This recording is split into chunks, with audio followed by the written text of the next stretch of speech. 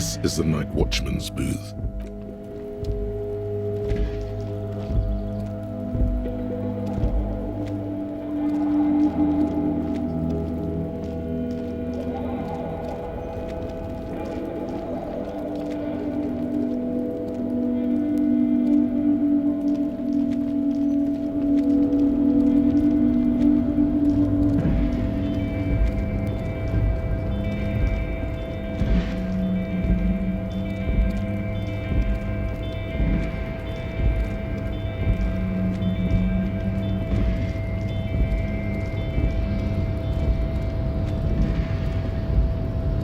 A rusting control panel with several knobs.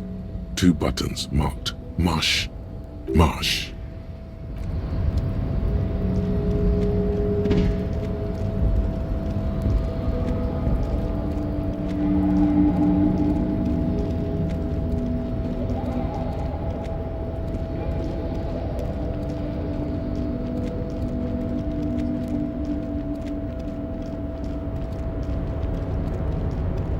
Oh, hey, mister. I knew you'd be back to talk with old Leo here. Yes, I did. Yes, I did. It's like Lady Larice said when she opened a bathhouse in the basement of my apartment building. They can only get so far before they're aching to get back. And lots of folk really did keep coming back. No trouble at all, mister. No trouble at all. It's like that old saying goes, wisdom withers if not shared. And old Leo is always up for sharing.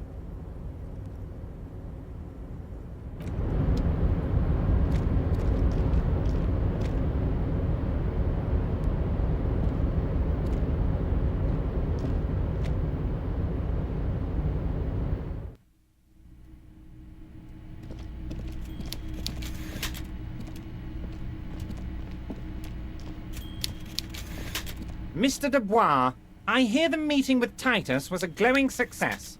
That's such a relief. Titus can be a handful sometimes. Now, what can Everard Clare do for you today?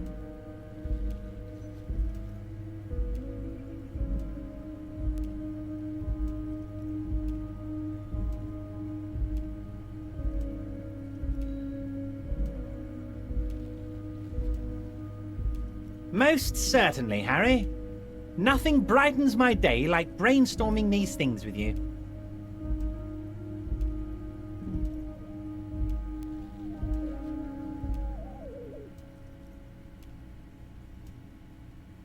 Racist mugs in the trash and in the apartment?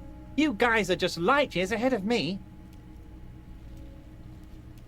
I have so much confidence in the ability of your organization. I'm relieved you're doing this and leaving me to do what I do best, helping people, with the power of politics. Yes, yes. Do you think this weasel is somehow connected to the murder? Oh, no. I don't cross paths like that. All I want is for you to succeed in your investigation. I would never complicate things for you. Believe me, Harry, he's a nobody. Just your basement variety nobody. Can't imagine him being connected to a high-caliber case like this. But he does live nearby. Maybe it's a pedantic weasel. Fascists are known to be neat freaks. I feel like a real detective right now, Harry. Am I getting this right?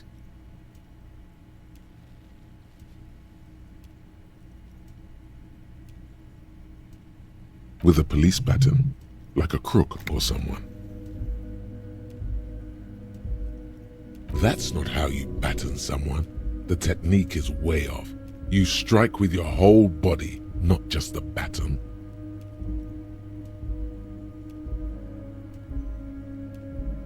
Of course, Harry. Stoic silence. I like that. Very befitting a police officer. I'm not a real detective. You are. By all means, Harry. What's on your mind? I don't know what that means, Harry, but I love it. I love your initiative. Knowing you're out there keeping things running lets me focus on the big picture stuff. Don't even tell me what was going on. Alcoholic brew? Stronger? Stopped it? Strike? I'm just gonna let you surprise me, Harry.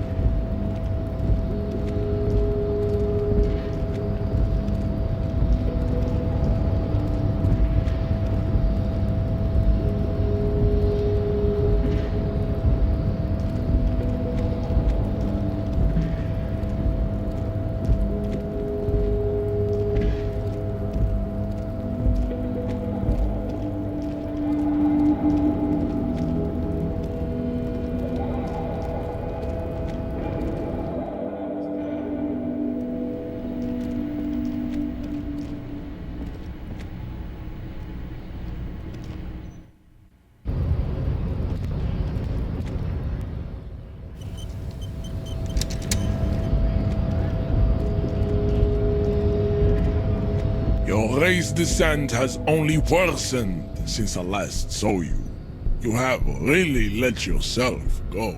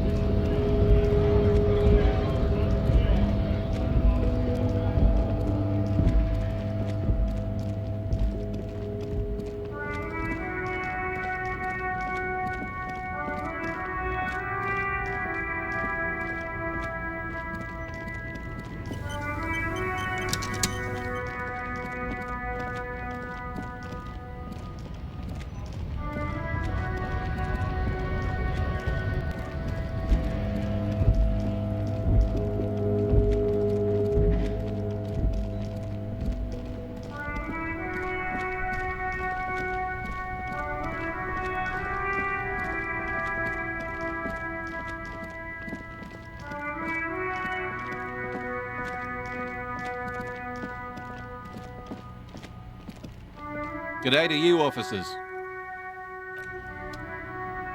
A rusting control panel with loose wires. This panel usually closes the water lock.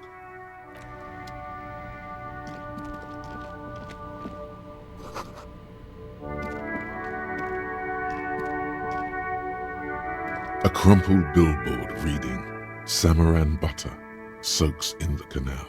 The sign billboard has fallen on the water lock, keeping it open and thus out of order.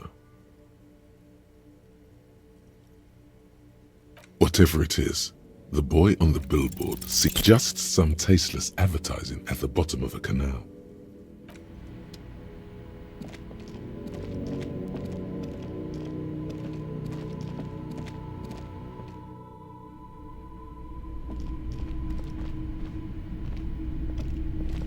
You see rows of toy soldiers guarding the rest of the trinkets displayed on the table. Some on horseback, others in rags, others... A typical Martinez streetlight sits among... Hello, hello. Let me know if I can help you. Sure, let me have a look. Anything else you're thinking of selling?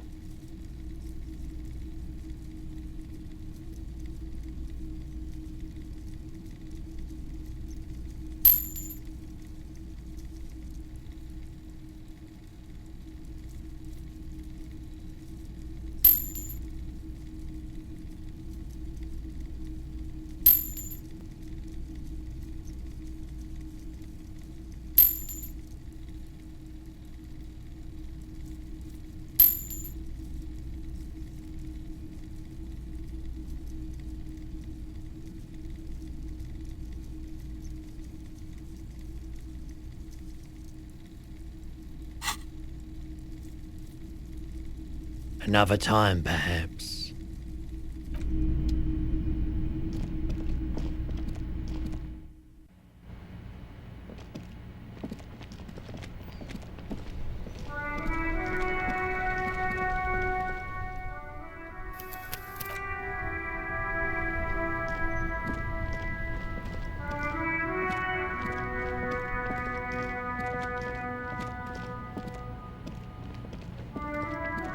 The shine on these sunglasses lasts a lifetime, officer.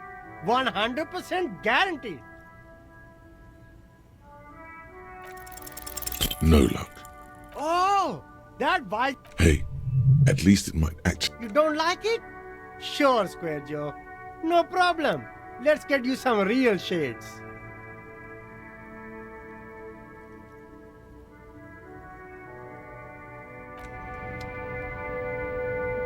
Everything's still cool here, officer. No need to dress them. Oh, okay. But what? Ah, yes. Are you trying to ask for a bribe? Sorry, detective. The speakers below are banged up and worthless. The sneakers triumph over them. They're the star of the show here.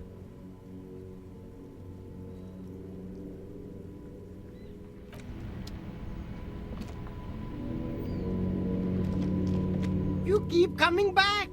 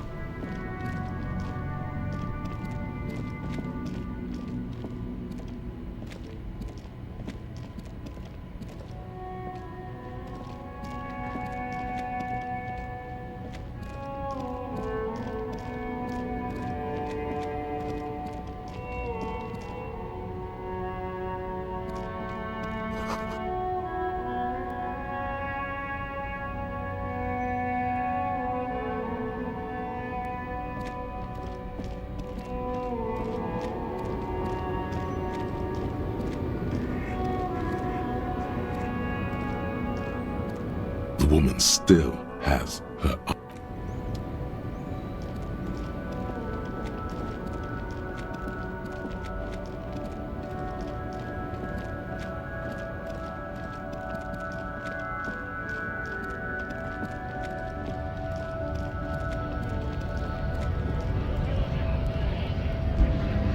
Right to work!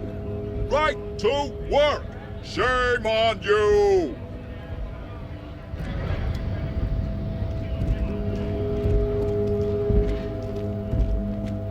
Looking for something, Hunt? Come to tell me to fuck off again? Oh man, that's great. Look at that guy go. Haven't seen anything that funny in a while. God damn. Thanks for that, but no, it's not mine. He doesn't live in Martinez.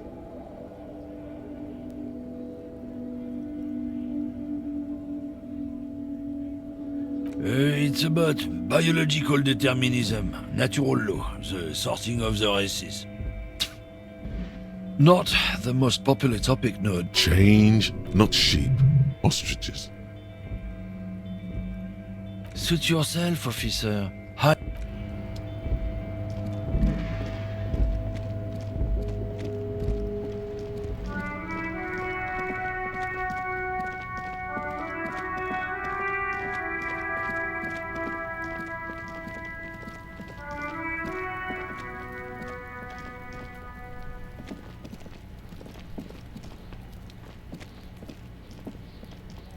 There are several footprints in the mud, left by work boots. Anywhere from 6 to 12 pairs have walked here.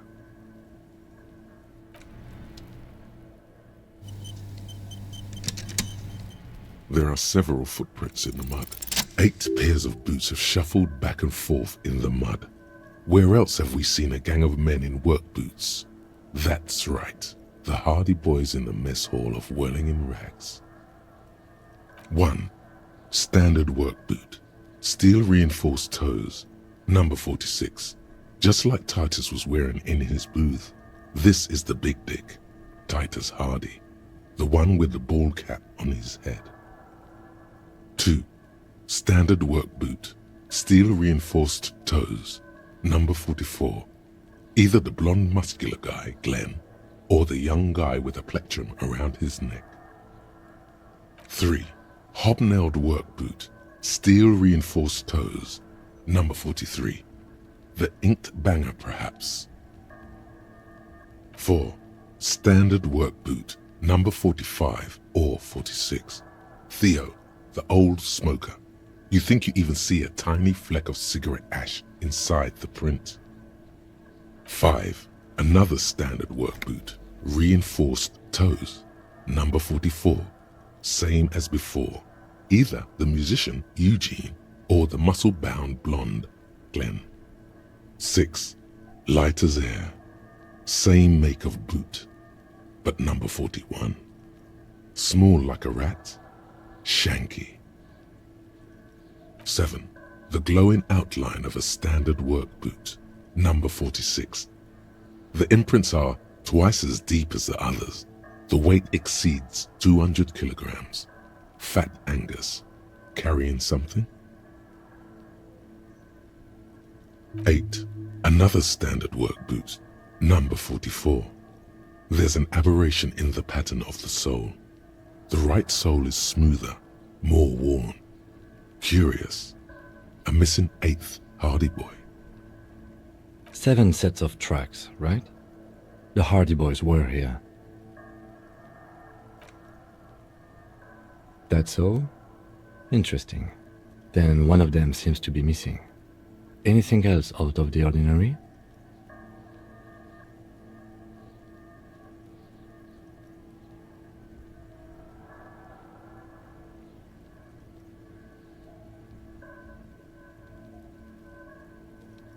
$200.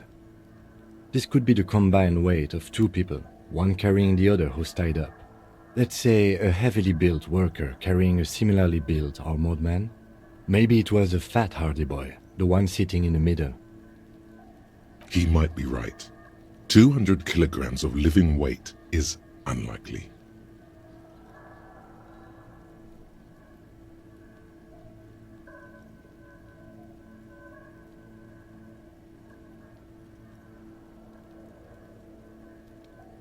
Possibly, yes. But why?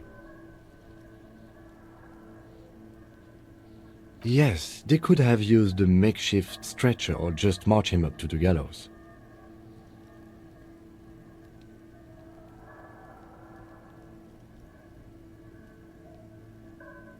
Even easier to carry on a stretcher, or between 2 men. Anyway, it's for future consideration. What else can you see?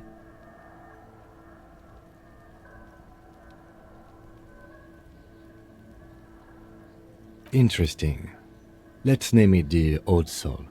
I wouldn't be surprised if this was the missing Hardy Boy. Wonder who he is. Someone operating a workbench with a pedal? Like a joiner at the harbor. Or maybe a drummer?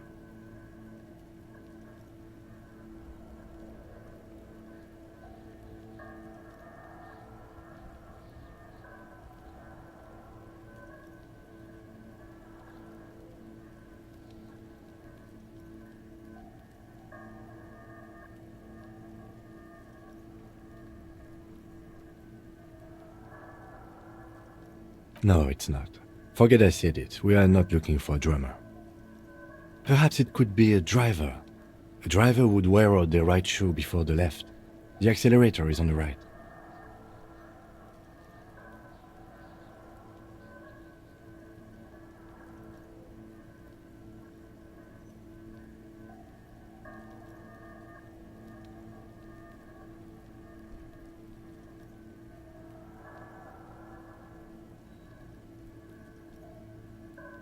We should keep our eyes open around the traffic jam, see whether anyone strikes out as a potential suspect.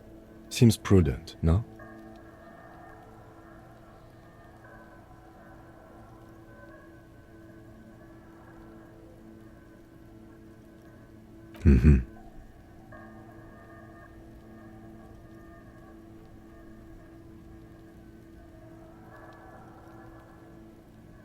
I'm guessing that's the skinny Hardy Boy.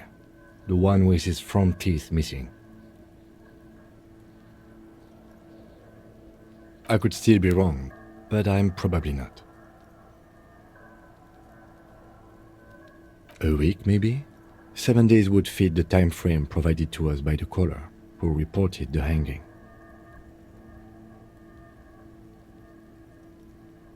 It is not impossible. I pulled last week's forecast for coastal Havashol. 7 days below freezing. The day before, the day of his hanging, was the last warm day. Correct again. Sub-zero temperatures would preserve the tracks in a good state. The commotion here could have taken place a week ago. What do I think? A mob of people brought something heavy to the tree. One of them was carrying the victim. They shuffled around, especially under the tree. Then, after hoisting him up, they stood in a semicircle facing his direction. At first glance, this appears to be a lynching. Indeed, they all stood in a row here and looked at the tree. So far, so good. Only one thing missing. Of course, there were 8 tracks, but there are only 7 Hardy Boys.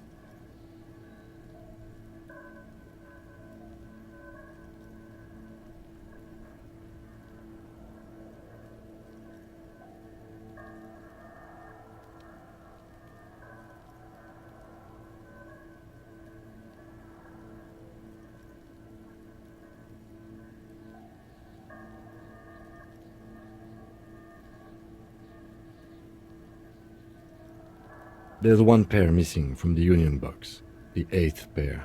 I'm going to say it was our old soul.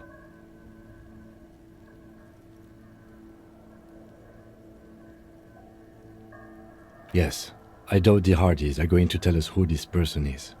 For now, it's best if we just keep our eyes open. I'm sure our investigation will eventually lead us to the old soul. Interesting. Let's name it the old soul. Someone operating a workbench with a pedal? Like, no, it's not. Perhaps it could be a driver. A driver would wear a... We should keep our eyes open.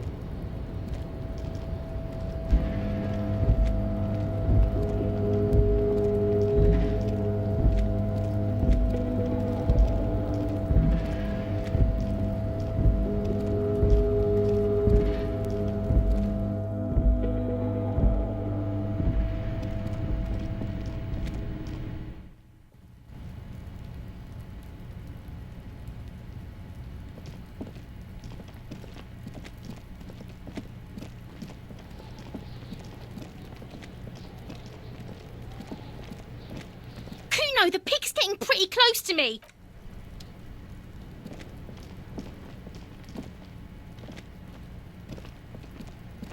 Fuck, does Kuno care?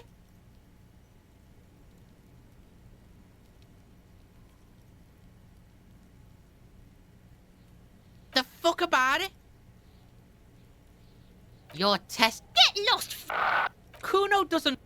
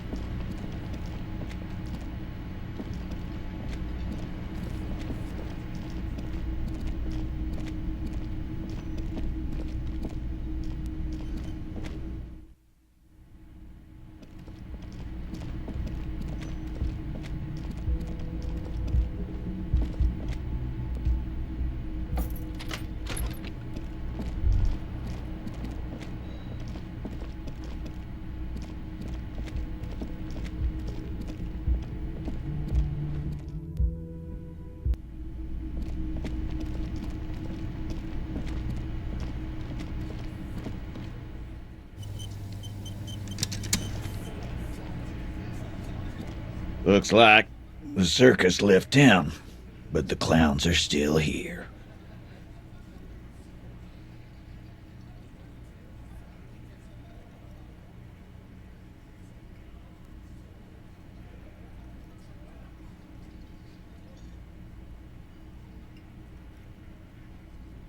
Again, just get the dead guy's autograph, since you're his biggest fan. Good one, Titus.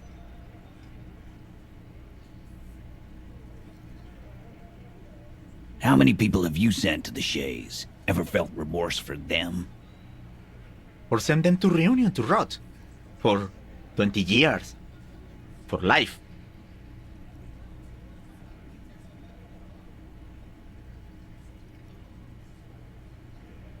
Doesn't remember them. He just forgets. Are you hearing this, Titus? Ain't no use keeping a stiff catalog in your head. That's for sure. About fucking time. What are you talking about, madman? There's no 8th Hardy Boy, there's 7 of us and we're all here. Or what? You want to be the 8th Hardy Boy? We ain't hiring. Actually, boss, we've been talking and we think she could maybe... She? So there's an 8th Hardy, and it's a Hardy girl? Who might it be? Elizabeth? The gardener? Shut the fuck up, Glenn! I do the talking here. Now what the fuck do you want, cop? So let me get this straight. There is an 8th Hardy Boy. It's a she, and you don't like us talking about her? That's right. We're not talking about this. This is a private Hardy Boys matter. Nothing to do with your shit. End. You're not cops here.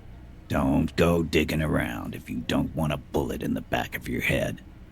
I'm watching you. Good. We are all watching each other.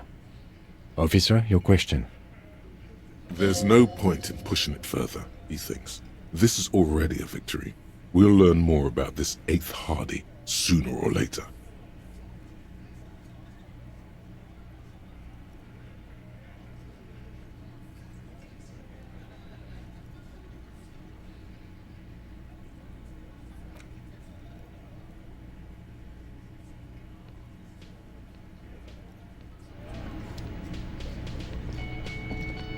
I've got nothing to say to you. Why are you? I am not. You could be Liz. You could be anything. You could even be a model. Even a mod? Glenn, I went to law school. I am an attorney. He's right. With a face like that, she could be on the cover of Le Debutante International.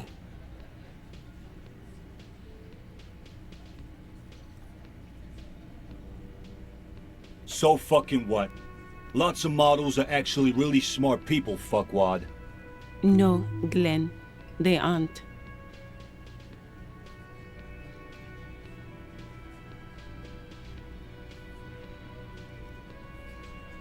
Like I already told you, I'm a legal counselor. Do you have hearing problems?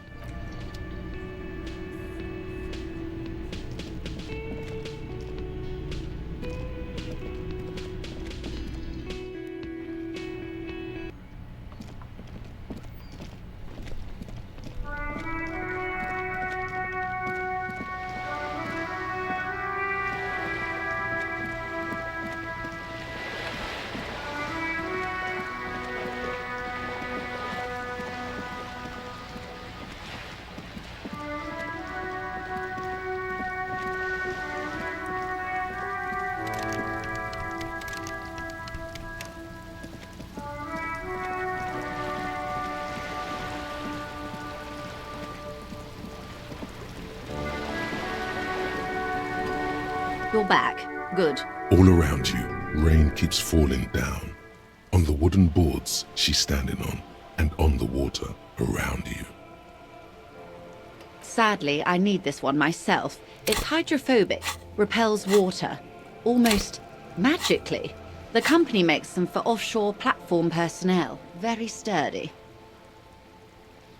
What I can do for you is answer some questions. Nothing like talking to pass a rainy day.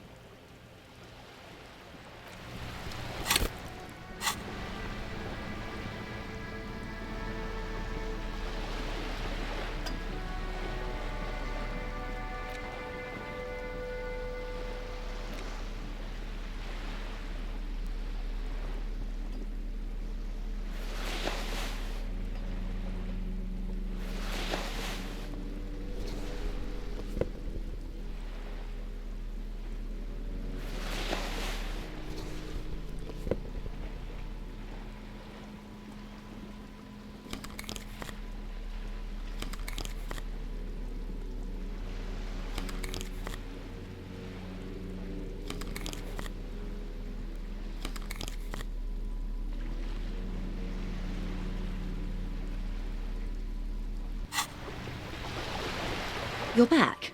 Good. What can I help you with?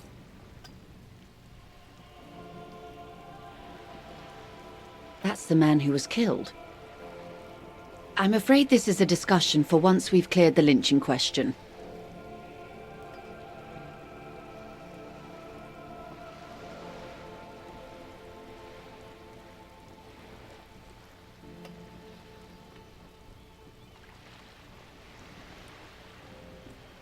Better not tie the fourth day to the backstay on this. I hope there is something else I can help you with.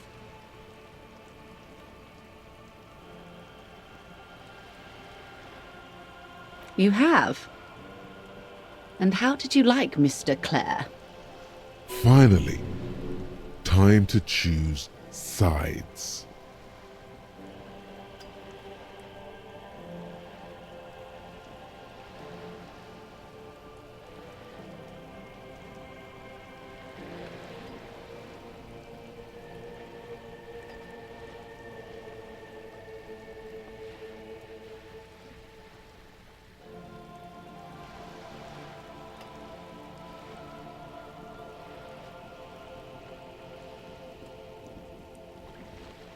Of course, Detective. Excuse me for implying otherwise. The RCM does not pick sides in this. I hope it doesn't come off any other way. Of course.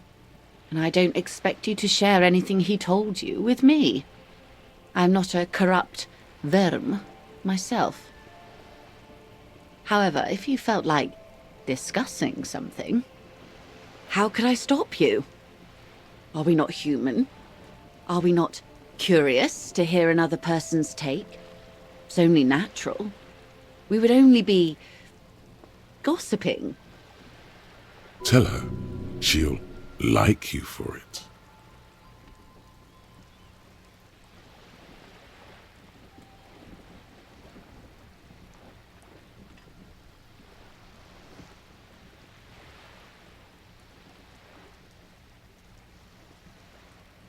Of course, Detective. Until then, is there anything I can help you with? Why, yes I am. The boat? No. It is called Cordelati 19 because that's the type of sloop it is.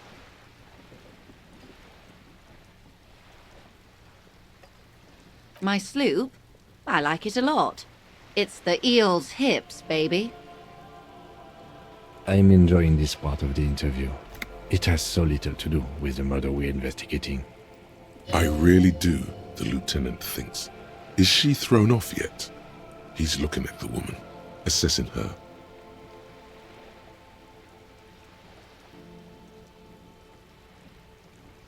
Of course there are. We're on an archipelago. How else are you supposed to get around? Yes, we are. We are on Le Caillou.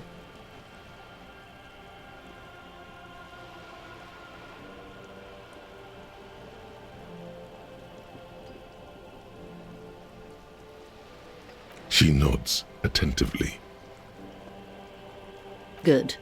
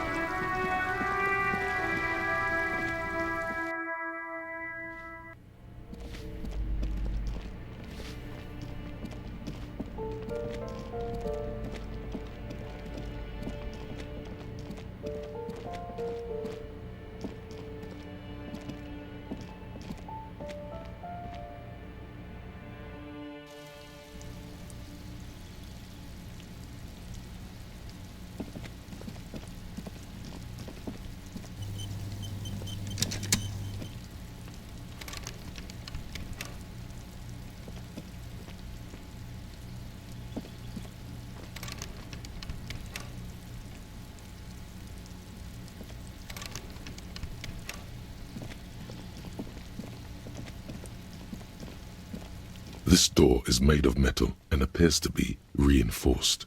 No one answers. We should return in the evening. At night.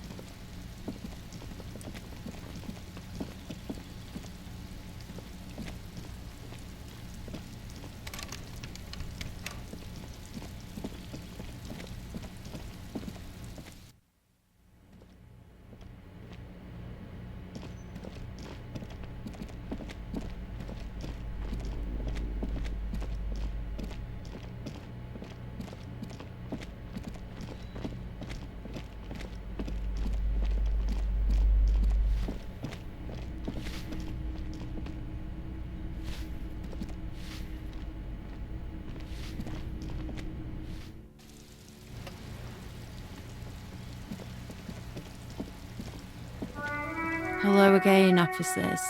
Have you come to admire my mural?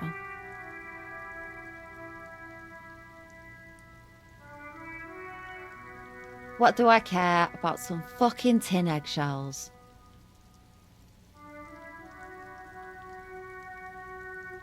Ugh, alright, sad piggy. I'll give you this one. I saw a little girl in the fishing village running around with military-grade handwear. Looked cute as hell.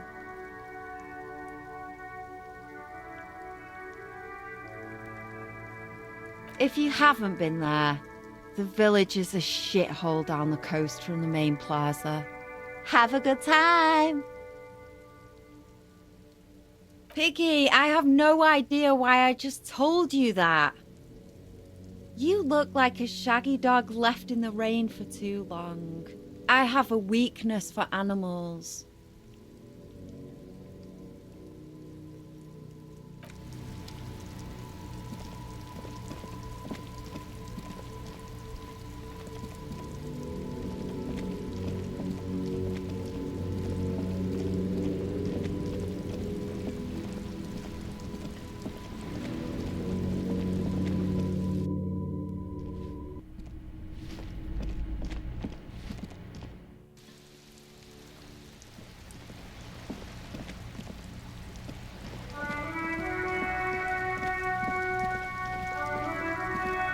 Just an ordinary wall.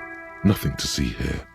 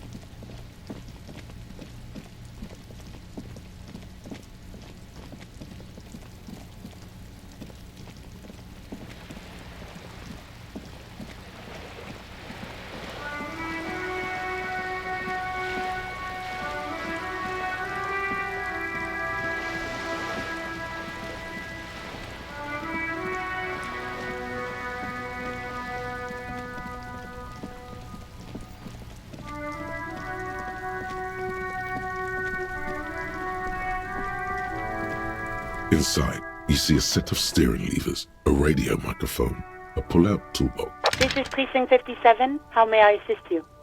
Just a moment, officer. 10-4, come in, officer. Over.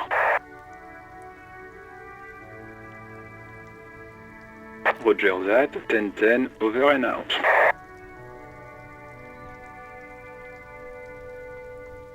This is Precinct 57. Just a second. Sylvie Malaika. Yes. Hello? Oh, great. What else do you need, detective?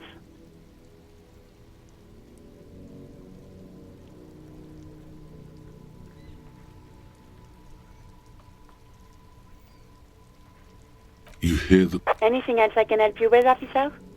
57. In the cabin, you see a...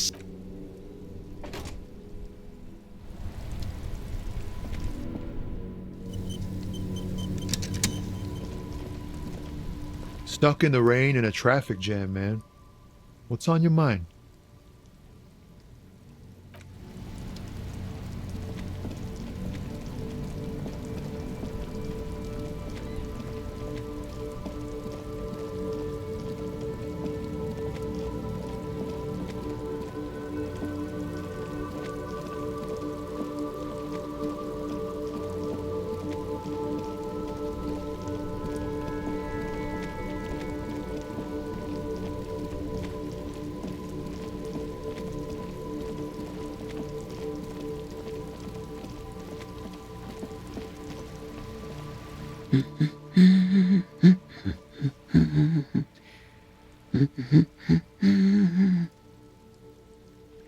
Yes, a sci-fi. Me? No one. I'm just a working class woman. She doesn't really want to be disturbed that much. If she's such a working class woman, why isn't she working? This was a tremendously useful interlude.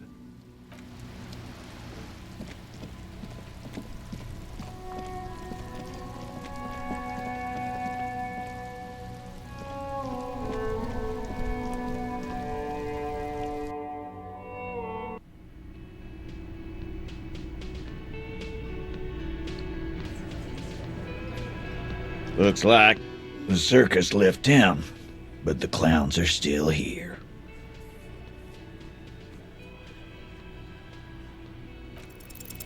Establish authority. Yes. Authority. Why? This is not what he thinks. I'm afraid it's not what you think it is either. Yes. What in the name of fuck are you doing? But I don't want to give you my gun. The fuck is happening, Titus? What are they whispering about? Easy, Shanks. I want to see where this is going. Merely what? The pressure in the room grows to a boiling point. Be careful, it's loaded. Your fingers wrap around the handle. The index slides into the trigger loop. Do it. Good. Now put it in your mouth.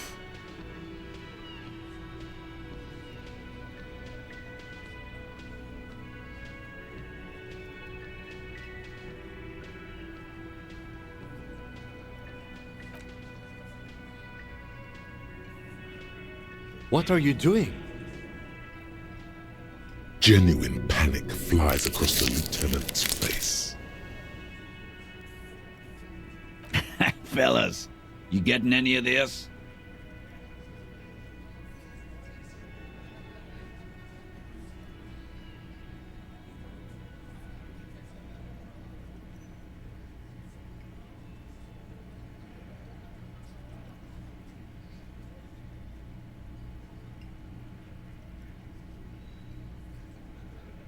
He's not gonna off himself. Come on. No.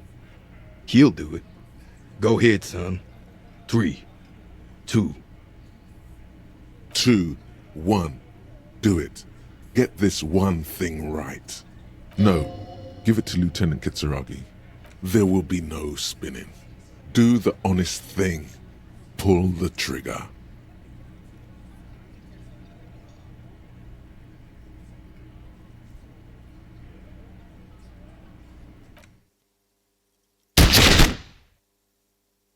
Deranged cop kills himself. Citizens in shock as a deranged law official reportedly from the 41st precinct shot himself in the head last night in the middle of a crowded cafeteria in downtown Martinez. The exact details of the incident have not been revealed, but first-hand witnesses claim that the officer was making a point. Can't say I'm surprised, Lawrence Gart, manager of the Whirling in Rags cafeteria, where the incident took place, commented. He was extremely unstable and had threatened to kill himself before.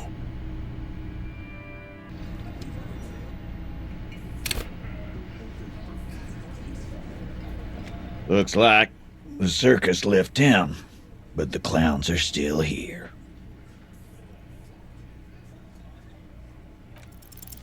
As you look around this room full of sweaty men, swearing, drinking, spitting out tobacco, does this look familiar?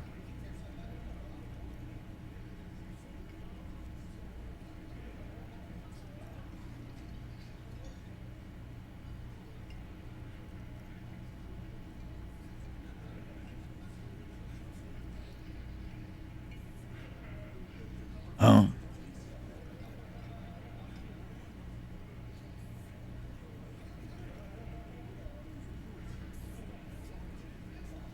You got a problem with beer now?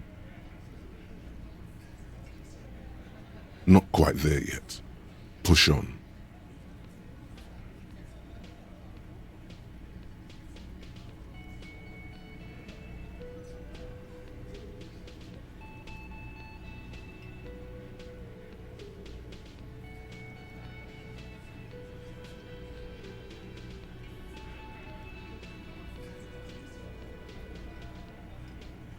Speak for yourself, buddy.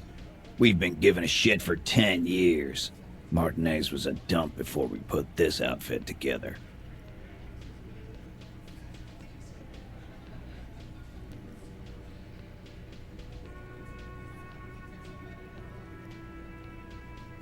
They don't know, man. They weren't here. We had 3 shootings a week, kids dead, fucking graffito everywhere. You cops haven't shown up since the 30s. Congratulations on the graffiti removal. All I see is you sitting around talking about Monica's titties while there's a rape victim. So what? What do you want from me? We took care of that fuck. Don't let him drink that. One more push. Quick.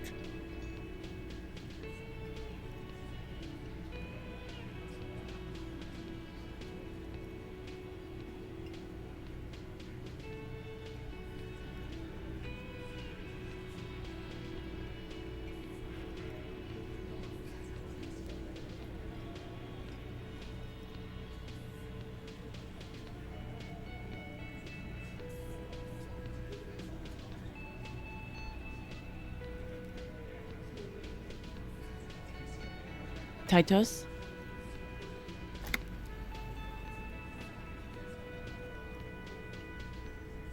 She stops mid-sentence. That's it. You got him. He's going to give it up, but on his terms.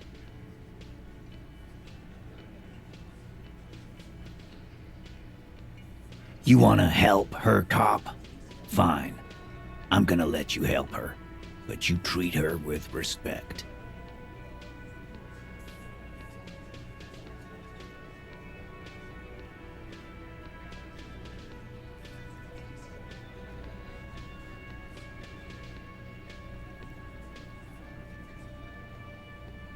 If you don't, if you question her, harass her, a freight train of pain, buddy. What is her name? Glacia, I'm on due. She's staying here at the Whirling in Rags, a real pretty one. Silvery jumpsuit, blonde. That's I'm on due, with an O-U. Shit. The girl. The girl upstairs? That can't be her. She knows you drank so hard you forgot you were a cop.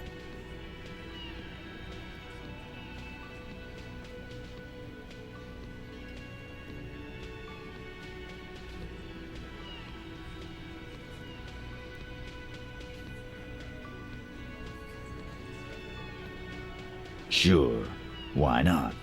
You've probably seen her around. You inexplicably add cool after the victim's name, but no one notices. Your spine is too damn straight. None of these people would ever suspect you've met her.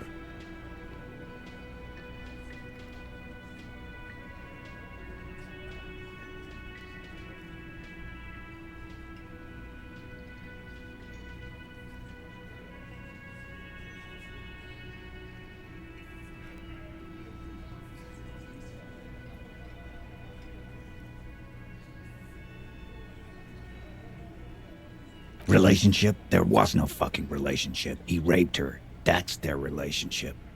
Was like that karaoke incident all over again. Or like some of the other girls he was harassing. Okay, enough.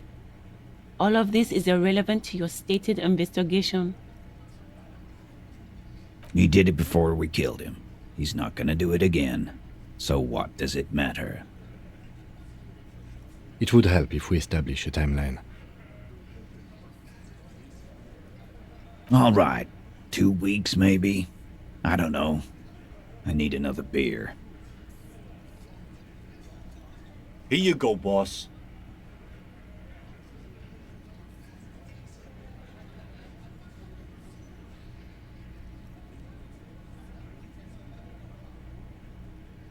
I know her. How well do you know her? A small twitch in the corner of Kim's mouth. He has a hunch about what knowing means. Well enough, Copper. We partied. She's been here for a few months. He tries to make it sound real casual, but the muscles on his neck tighten.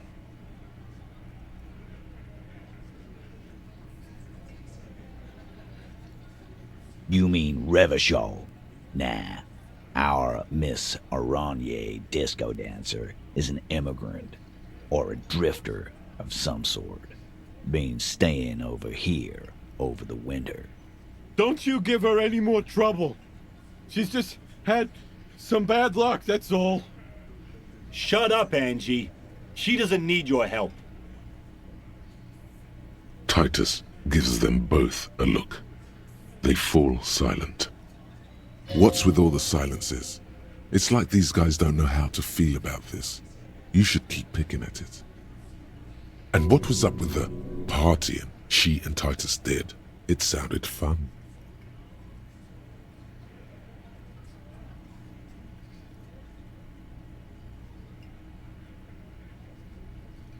What do you think I meant? Yes, yes, and no. Got something to say about it?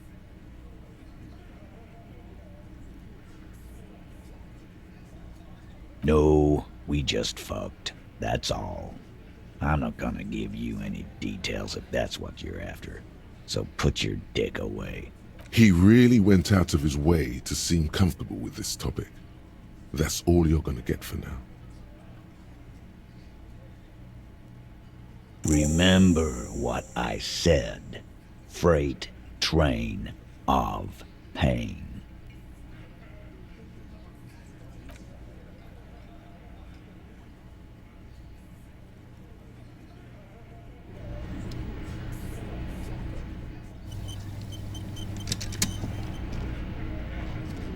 Behind the dockworkers, a ceiling-height window.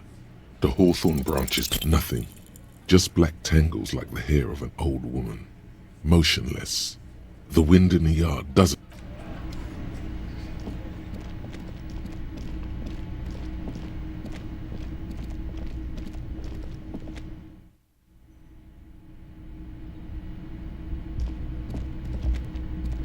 The door is closed. Who is it? This is the police. Can we come in? Come on up. The door is open. I'm drying my hair. Sounds like it's coming from upstairs somewhere. You could snoop around before going up.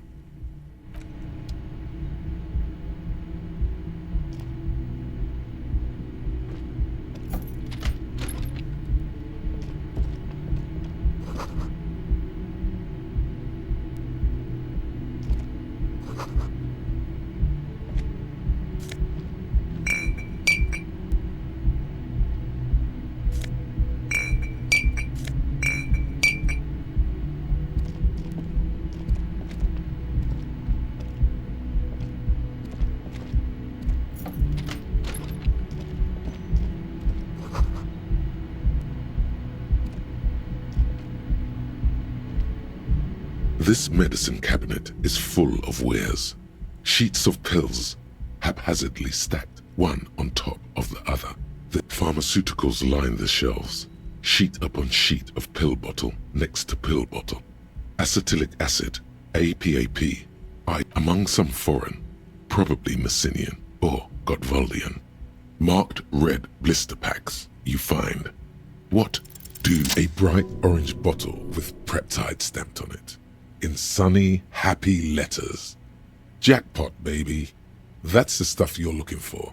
Your palms begin to sweat just holding that little plastic container.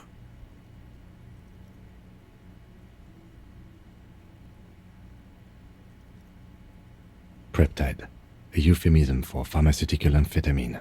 Prescription speed. The fuck are you waiting for? Let's get super fucking preppy. It's speed, man. Just what you were looking for. They call it dextroamphetamine and talk about psychological...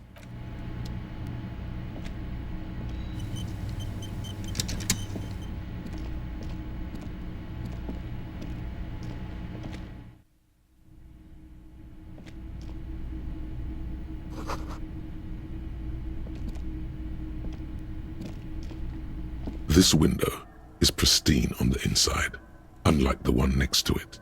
Light from the desk lamp reflects off the glass in an untarnished golden halo.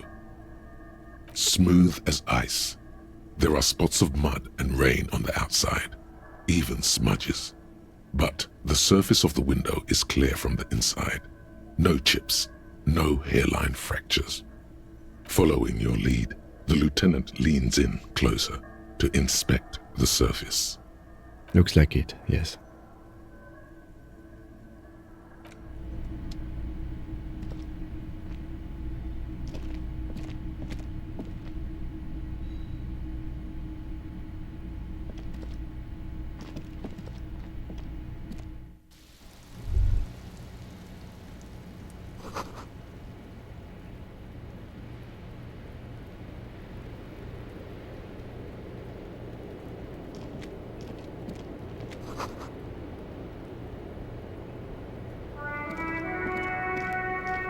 The same small, heavy door. No lock in sight.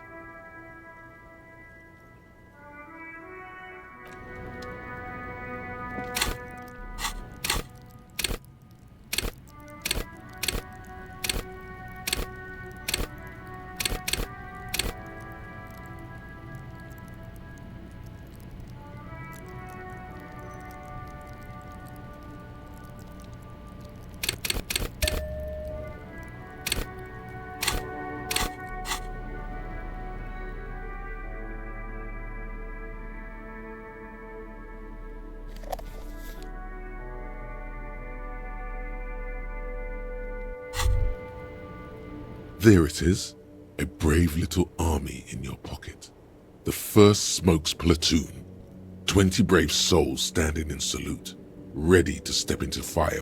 You picked the best one. This soldier is fat and succulent. What are you? Get a load of this rock and roll cop hair, people. The lighter's dark green disposable plastic. Safety's off. In your case, the safety is always off. Thick, warm smoke gets sucked down into your lungs. Immediately, you feel a warm nostalgia fill your head, body, and soul. A nostalgia for yourself, the man you were in your youth. Johnny. In the bottom right corner of the screen, there's a cigarettes button. Cigarettes gives +1 to intellect skills, logic, rhetoric, conceptualization, visual calculus, encyclopedia, and drama. This is good before a white check, but damages your health.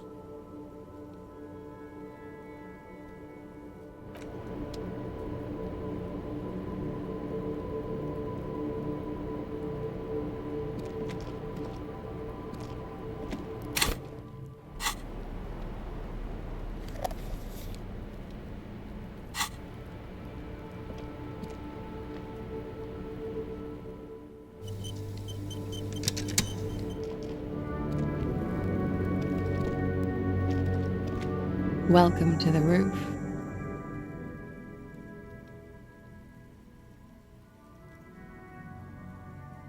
Her hair is still slick from the shower.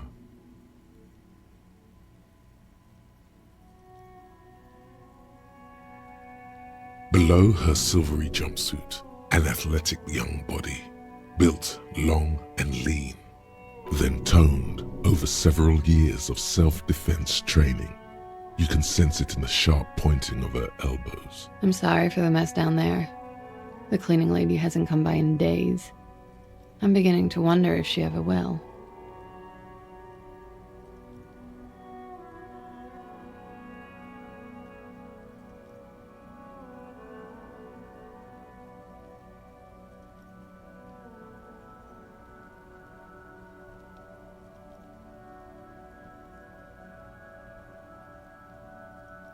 Oh yes, legends of room number 1 have made their way around the building. They say a portal to hell has opened in there.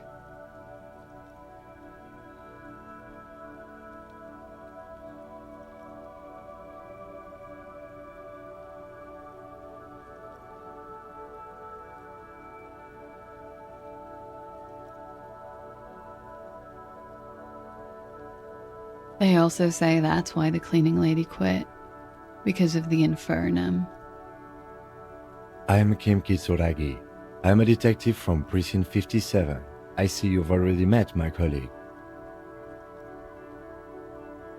Have I ever? This is the biggest fan of ostentatious orchestrations I have seen in my life. And I have seen a few. Oh yeah. Life gets hard, but we go on.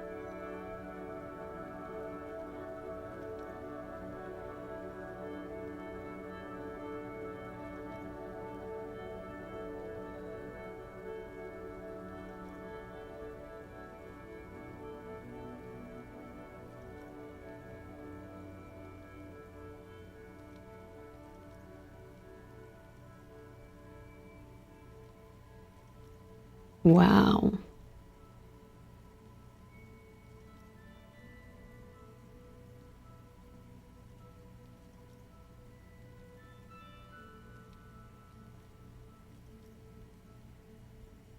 I assure you, he's not about to tear it up in any style. In fact, miss, we are investigating the murder of the man down there. The people who put him there have asked us to talk to you.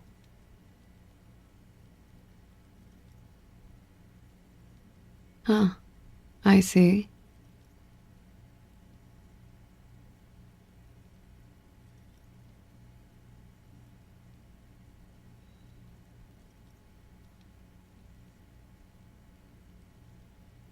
What could she be thinking of? It's hard to say. Her shoulders are relaxed, her eyes on the cigarette. Clasier Amondu. Vredefort, Republic of Oranje. I'm 28.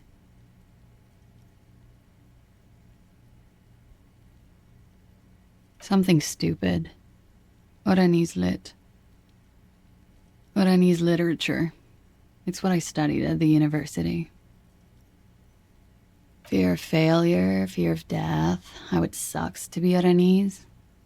All national literatures are... Only the name of the nation changes. Nothing. I do nothing with it. Cool. I've made more money by just being than I have with Oranese lit. It's not very cool, but what can you do?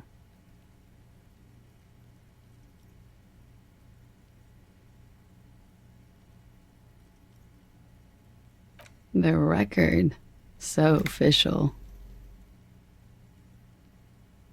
Yeah, it's pretty deluxe.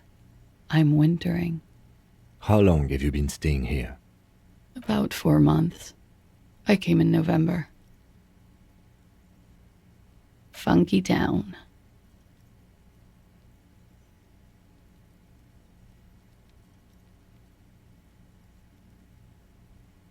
I have no idea, officer.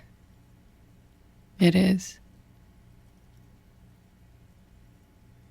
The lieutenant makes a note in his notebook.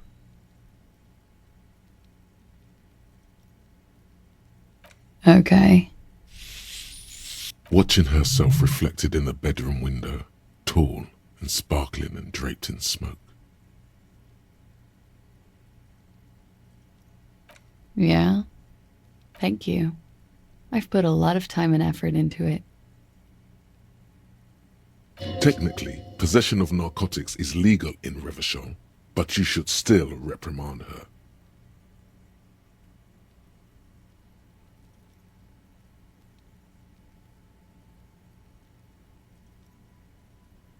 With money, sir. It's not exactly the NT-star size caboodle I intend for it to be one day, but it's getting there.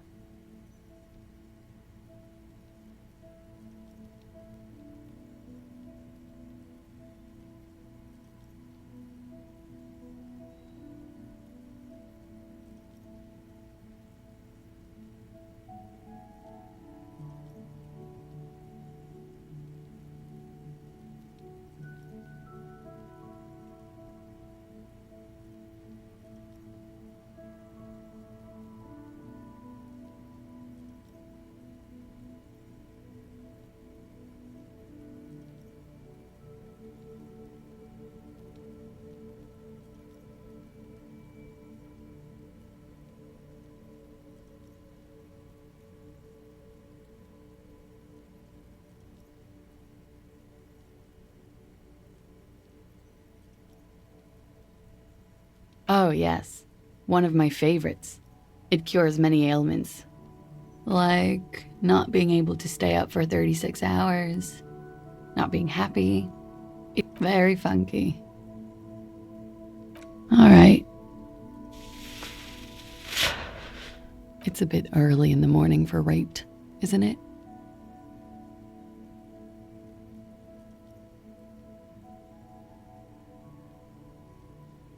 Is it?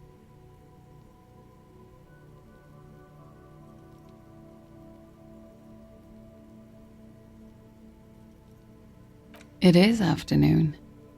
Time flies, man.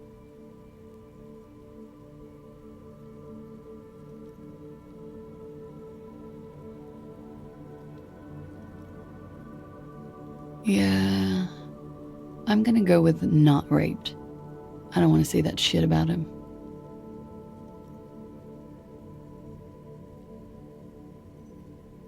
By him, she must mean the victim. Tell them it's not my style. They'll have to, if they want to jazz up the charges, they'll have to get someone more, rapeable. Are you saying that you were asked to tell us you were assaulted?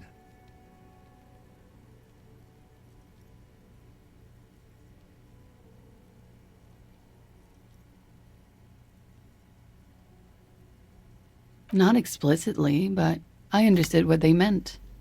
It wouldn't hurt to spice things up a bit. Some assault and battery. Sexual assault, maybe. It was clear the latter would be spicier.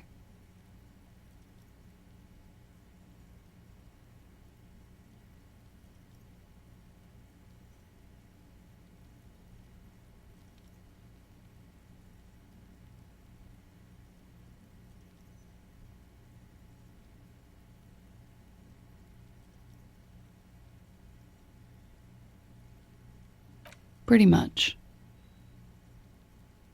Warming them. She must be very cold and exhausted of this life.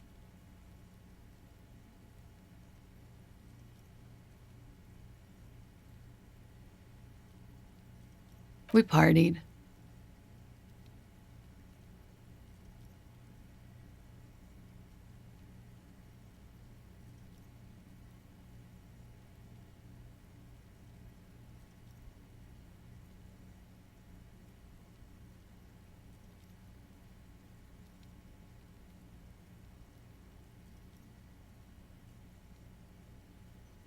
With all due respect, sir, I think we partied a little harder than that.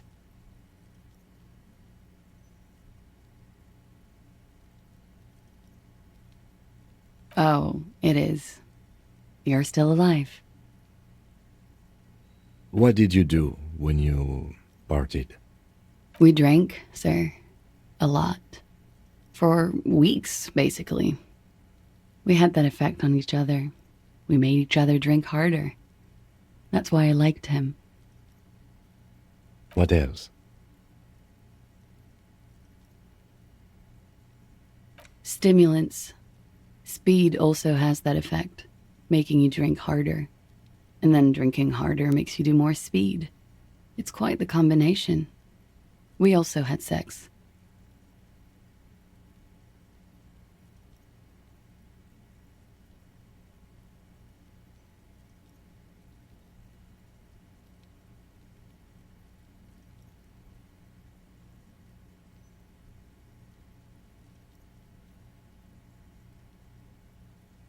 A little. The drugs were good enough, and we did enough of them. How did you two meet? Downstairs, at the bar.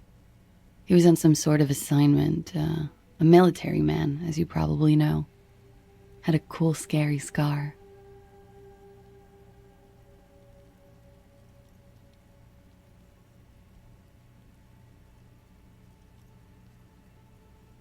When was this?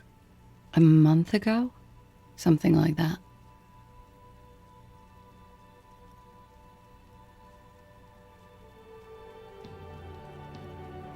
I'm sorry, I can't do it.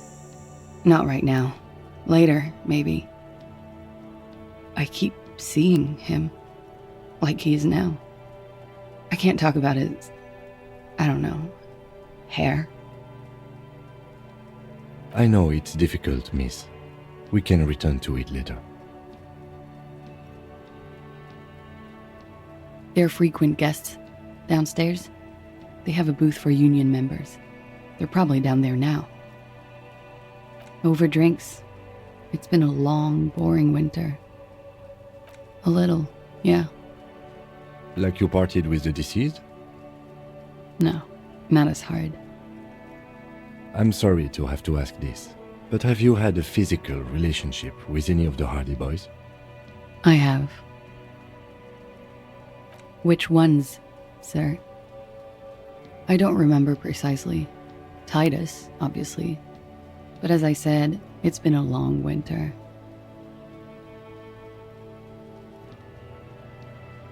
Oh yes. I've had a great view. From the roof, out of the bathroom window, in my dreams. A bitter cringe. It hurts. You look to the lieutenant. He takes a small step closer.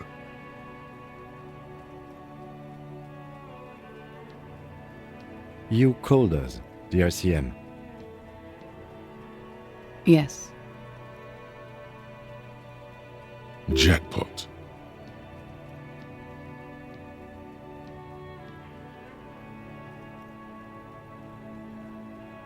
I made it. And I would appreciate it if you didn't tell everyone. In Martinez, they call it snitching. Reporting crimes is confidential in Revachol, miss.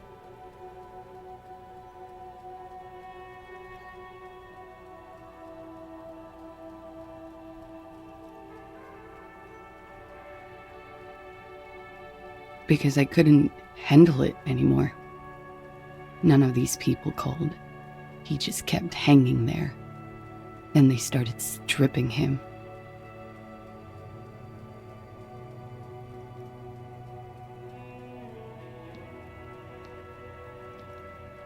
I didn't exactly disguise it. I just muffled the mic and nicked the landline a little. With nail clippers. And I diverted some radio fuzz into it. Into the cold wire. So, she's God's mystery foam cutter. Did I? Fuck. I didn't mean to. I had no idea what I was doing.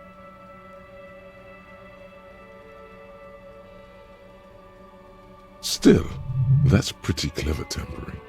Simple and clever. Crossing the lines like that.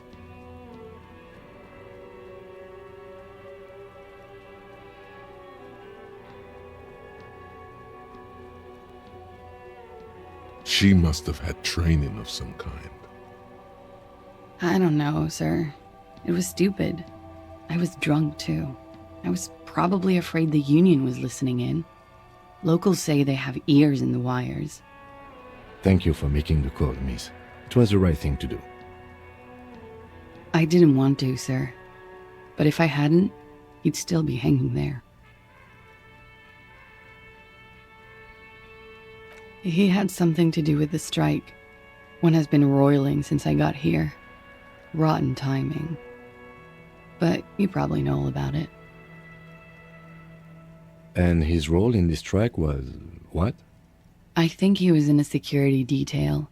He was ex-military, worked for Wild Pines, and against the Union. We didn't discuss work much, if you know what I mean. But I understood it was dangerous. And they lynched him for it? She nods.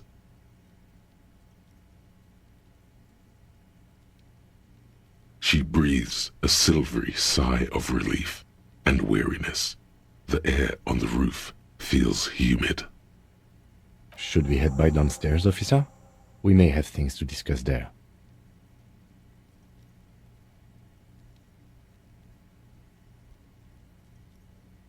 She nods. Silvery cigarette fumes disappear into her mouth.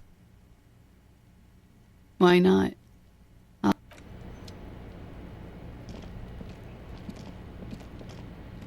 The same small, heavy door.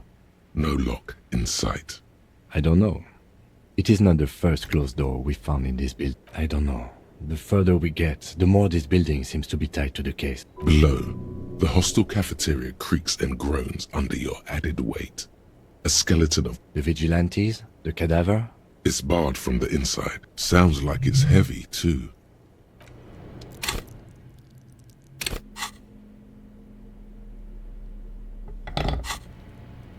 The same small, heavy door. No lock in. The same small, heavy door. No lock in sight.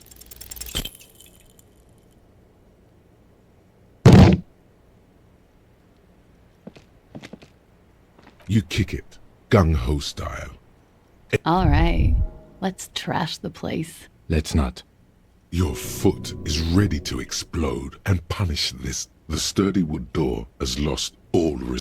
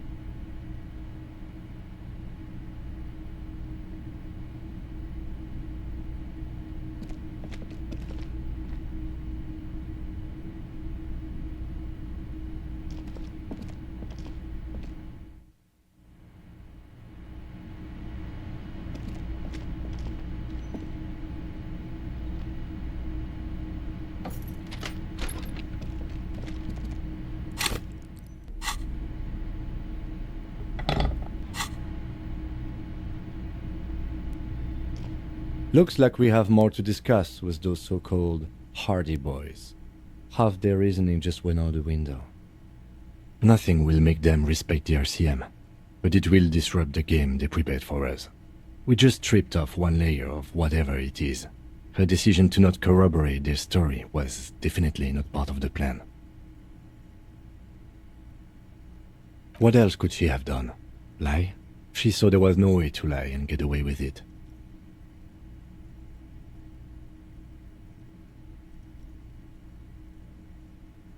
If not you, then me. It was a smart move from her. You think so? Being candid is the best way to lie. The appearance of candor with some facts thrown in draws attention away from whatever one chooses to omit.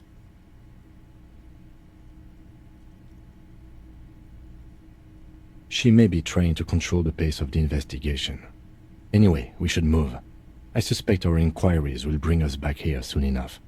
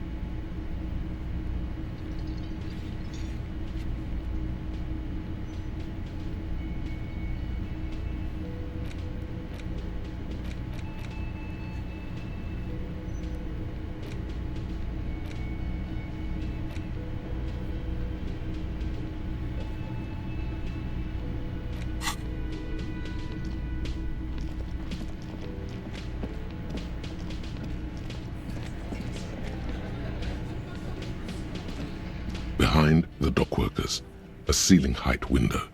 The hawthorn branches scrape there's a yellow ribbon tied to one of the branches. Light yellow, faded with time. A tiny splash of color in the blackness of the thicket. Hanging from it, a bronze key.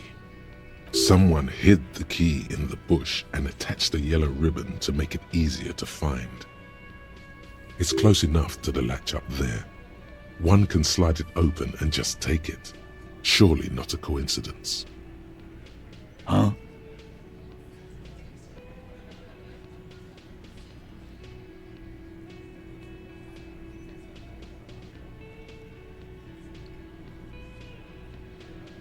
I'm not your janitor, cop.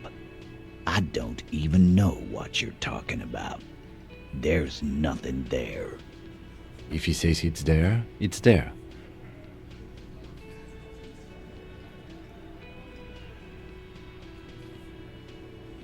I don't know about that.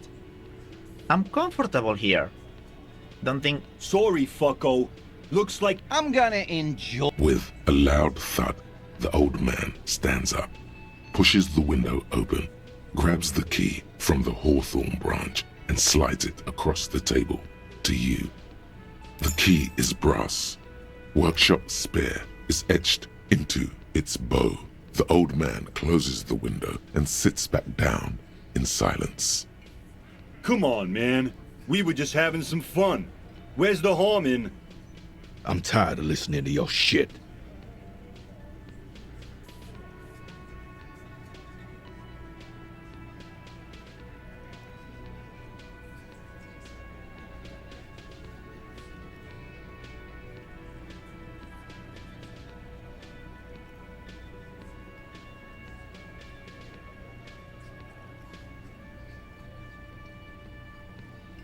Don't thank me.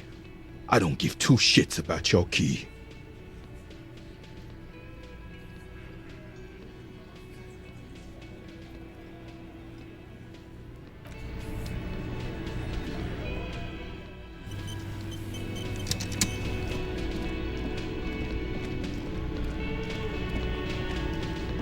You see a heavy steel door with a prominent dimple lock. The key fits the dimple lock. It takes a bit of effort to turn it after all these years, but then the lock clicks.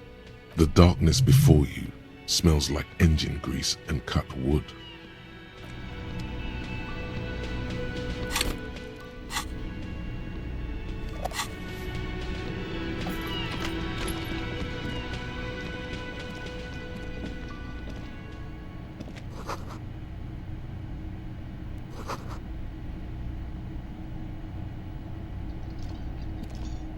Over there, in the corner. Not just any pinball machine. This is the pinnacle of pinball. Cornelius Gordy and the Mountain Goats. It's lit. You can't wait to get your hands on it. The pinball machine. Gordy's Goats, a classic.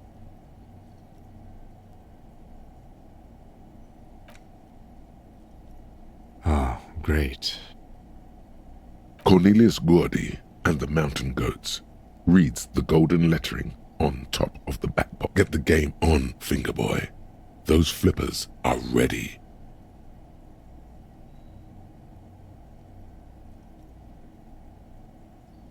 The theme of the game is to explore Gordy's climb through the perspective of goats and to ascend to the top of the mountain in a time of trouble. The peak of the mountain is at the top of the playfield. Areas around the playfield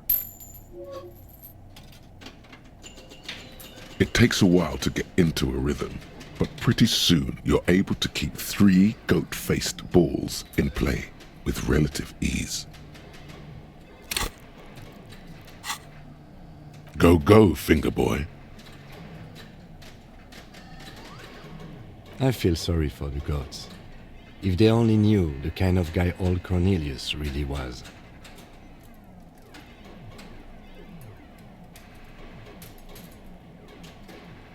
The kind of a guy who uses the word savages a lot when recounting his travels. A masked nationalist. An avid huntsman too. He was often photographed in his dining hall, surrounded by wall-mounted hunting trophies from every continent. He also hit his wife and kids, other people's kids too, sometimes pets. Hateful little man. But you seem to be having fun. Your game is definitely improving. The jolly goats are flying all over the board, and although a few plummet to their deaths, you're never left with less than 3. Suddenly, a special passage leading to the summit slides open at the top of the board. This is where the balls need to go. Maneuvering a goat ball into a position for a perfect hit isn't easy. More fall to their deaths. But finally, the opportunity presents itself. One of them gets through. Tiny hammer shatters something inside the machine. Something glass. The words "Pale Rupture" light up on the speaker panel, and the machine starts filling with a thick, milky fog. Something's happening.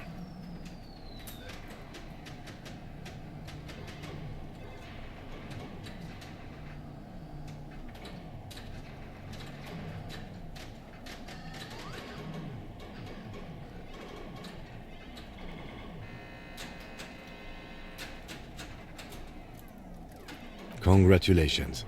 This is where the game ends. It's a cheap way of getting more money out of the players. A stupid nihilistic finale. There's so much fog, you can barely see anything. Some is actually leaking out of the machine, and one by one, your goats start slipping, disappearing into the milky nothingness. This can be navigated. The balls leave almost imperceptible disruptions in the fog. Use them to calculate where they hit next. You're down to your last goat, going mostly by sound. Eyes are useless at this point, but that goat is something special. 5 times. I am. I've seen it before. Played it too. You will eventually make a mistake and then it's all over.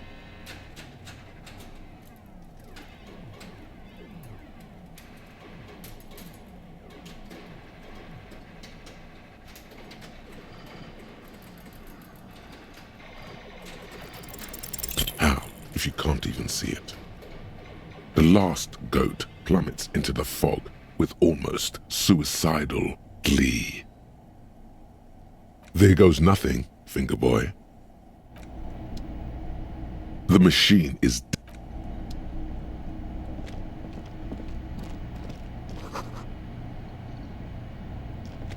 This small elevator is dimly lit by a bulb that's been glowing for 8 smells of nougat and sweat. Your head brushes up against the ceiling. There is the maintenance card under the control panel reads, last maintenance, 10th July, 88. That it does. I say, let's brave it.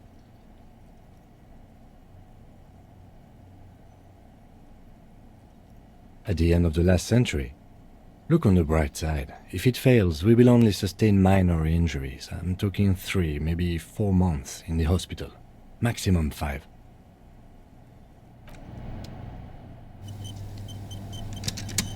The elevator stands open, inviting you to step inside. There are large rectangular buttons.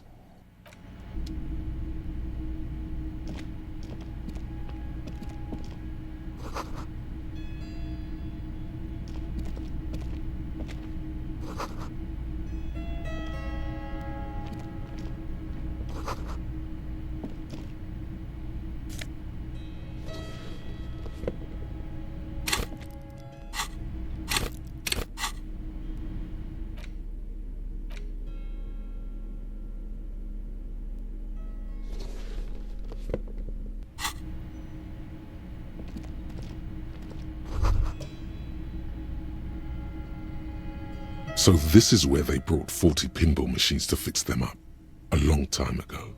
The lieutenant looks around the dusty, crowded room, inspecting the tools on the shelf. Looks like it. I'm guessing Martinez North 22 used to be a pinball arcade before it became a hostel? There are machines left over. A creak. Some dust falls off a shelf. Downstairs in the hall, next to the main door.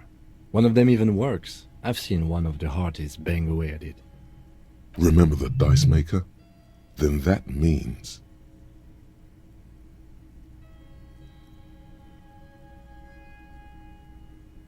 Ah, yes, as the novelty dice makers said.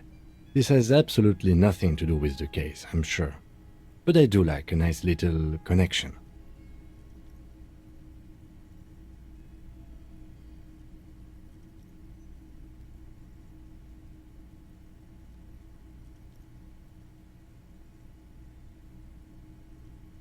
But then it went bankrupt. Your skin crawls from making the connection.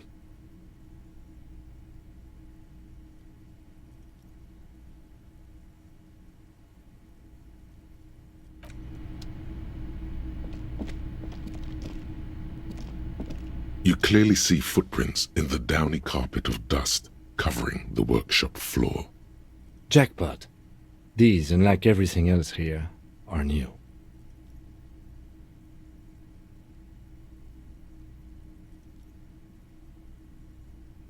Large prints, most likely made by Boots. The size is hard to determine. Sole could be bigger than Vamp. The soles have left a pattern, uniform, horizontal lines.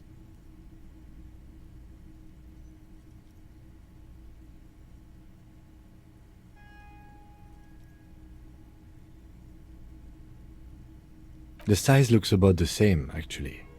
They are not the same shoe, but they could be the same person.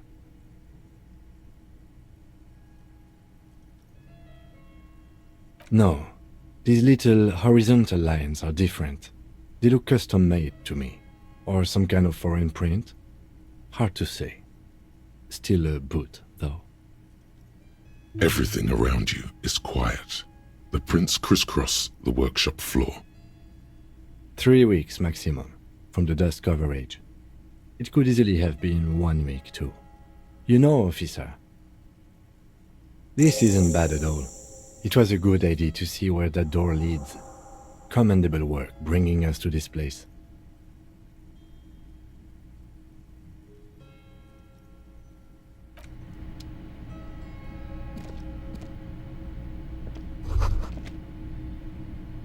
You can almost see the shape of a man and a woman writhing inside, bathed in drug sweat and dirty linens.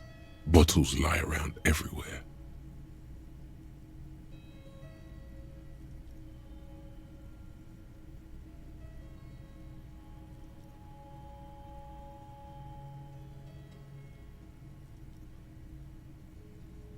You can barely see through. Better not to jump to sensationalist conclusions here. The footprints on the floor, however, definitely suspicious. Boring footprints. I want to jump to sensationalist conclusions.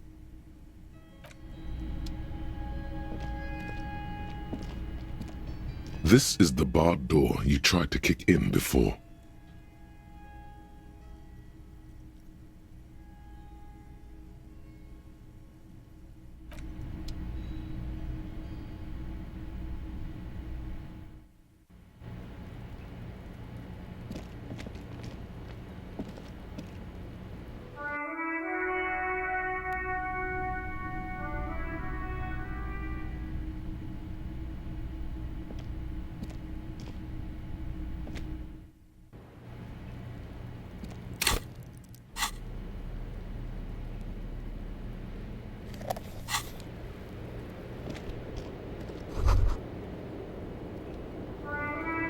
Just as you look at the flowers, a gust of wind raises them from the roof, picking them up in the air.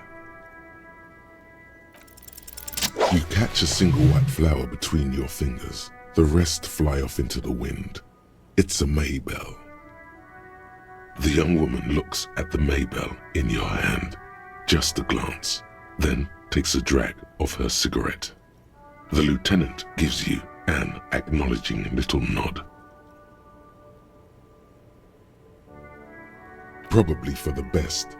Your 9mm semi-automatic finger pistols are not a toy to be wasted.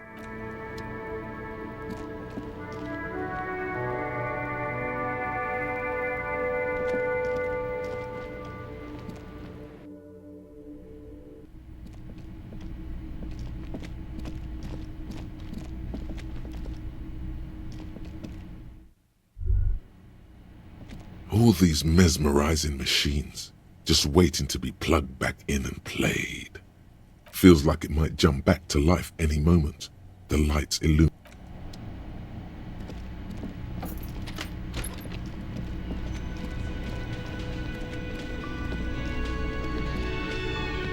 Can I help you?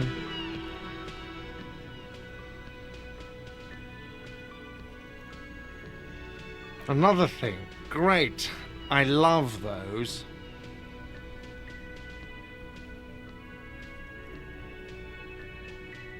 Oh, okay. Well, I did hear you make noise back there, so good for you. He's really holding himself back here. Okay, what is back there?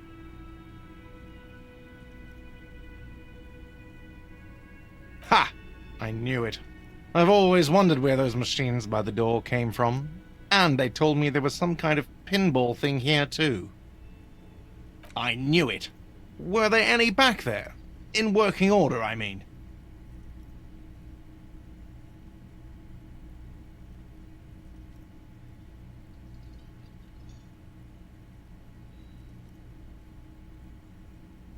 No, I was just wondering if you found pinball machines there.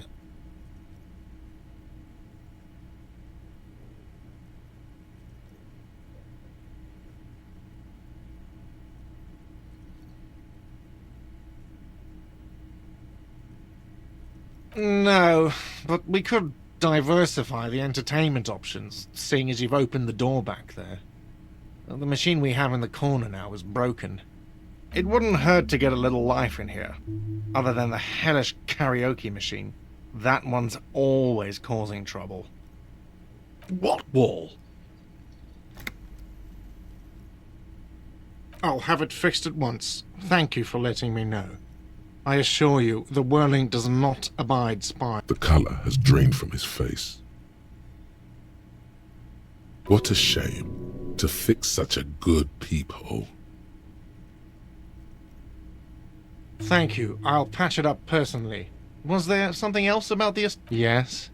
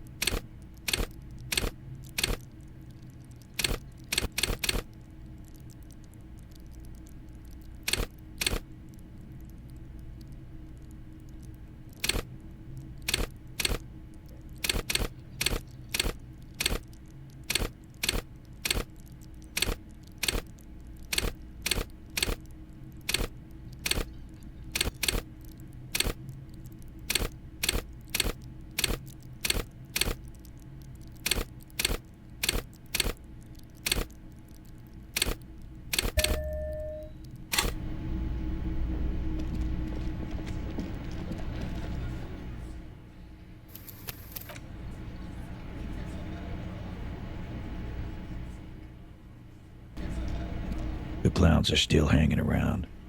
What is it now?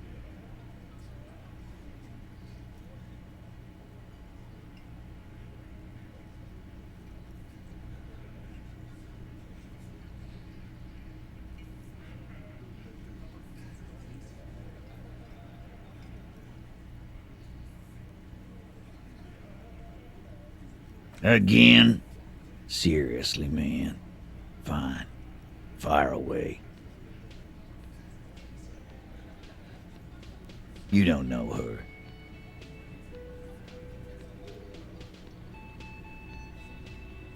Good boy.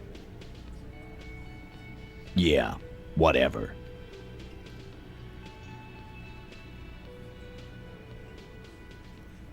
Fuck! I knew that fucking whore couldn't be trusted. For the record, Titus Hardy did not explicitly specify the victim as a whore, nor did he say anything about trusting her.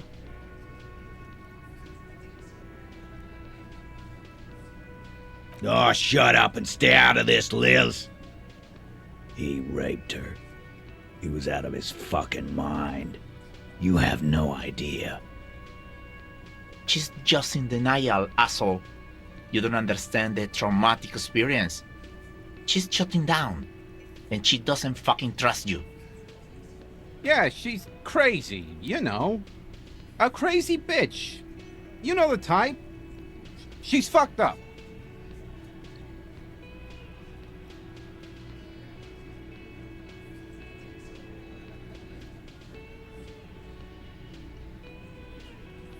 Lawman, I'm at the end of my goddamn rope with you.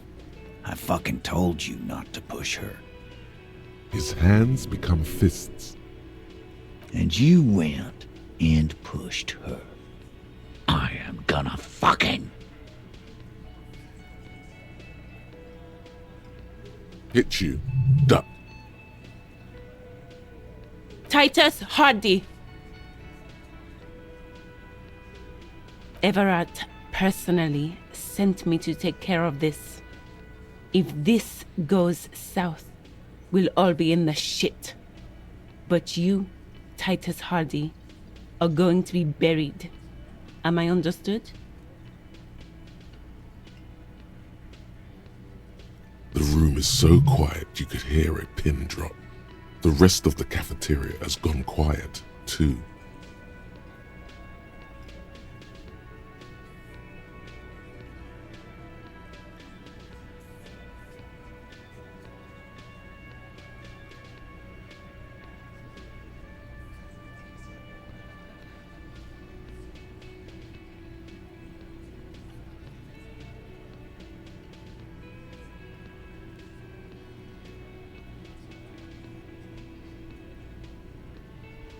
Someone has to rush in to break the tension.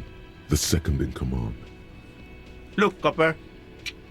We know that fuck was a rapist and a killer. We got him confessing to it on tape.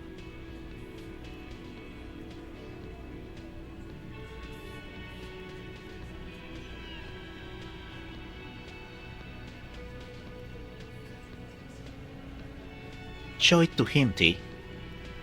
What's the harm, right?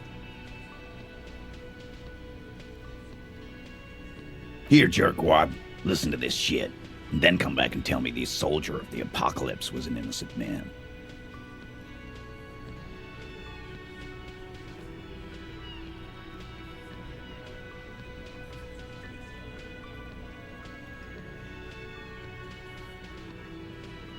You think we go into this shit deaf and dumb?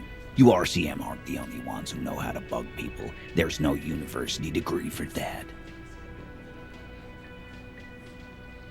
We have machines. We're in logistics. How do you think a harbor works? It's advanced stuff. Understood? You've listened in on their communications. How long? Since way before their chief started taking swing lessons. Things got nice and quiet after that.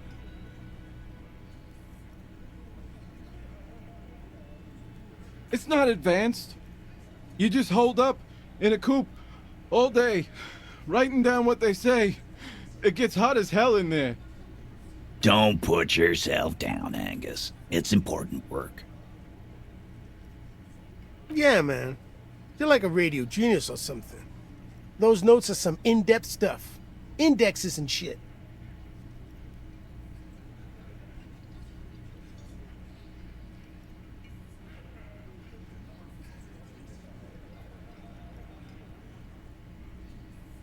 Don't forget your tape, lawman. Compliments of Titus Hardy. You do that. Oh, and keep it. Maybe you'll need a reminder of human ugliness someday. Yeah? What about it? You don't care about evidence. The fuck are you a cop for, then? Pigs, T. They don't care about getting the truth. They care about getting convictions. They are fucking keeping a score on their bulletin boards. I won't be on your bulletin board. If you don't listen to the tape, we got nothing to talk about. You do that, Lao man.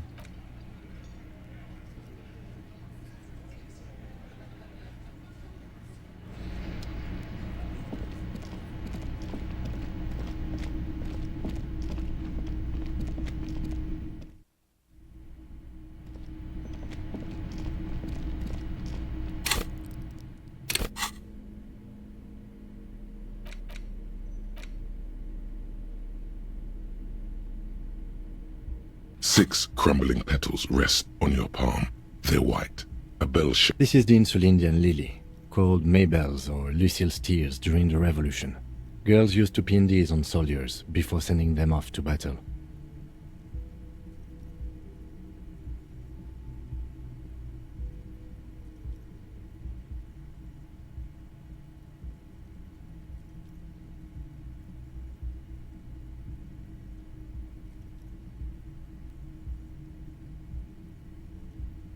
Yes, but not this early, not to my knowledge.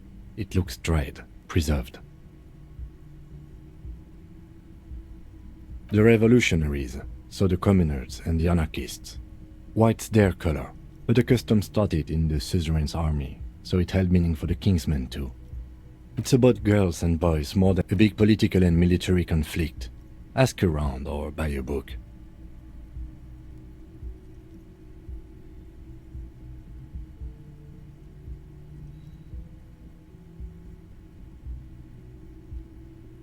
The petals feel dry and fragile in your hand. Water flows under the channel bridge. Dark water. You rub your sides for warmth, but there is none. The feeling recedes. Wait, have you noticed there's a war veteran playing a ball game on the plaza? You should ask him about the flowers.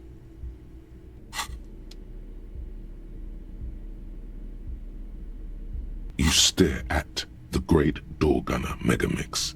If only you had a boombox, you would be able to play Titus's tape.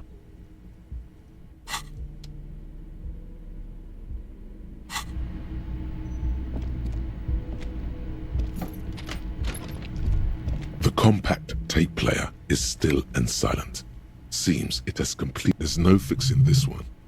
This would have been very helpful with the Megamix, but it isn't anymore. My Kinema only comes with radio. Let's try to find a new tape player. Perhaps we should talk to Roy at the pawn shop. He has stuff.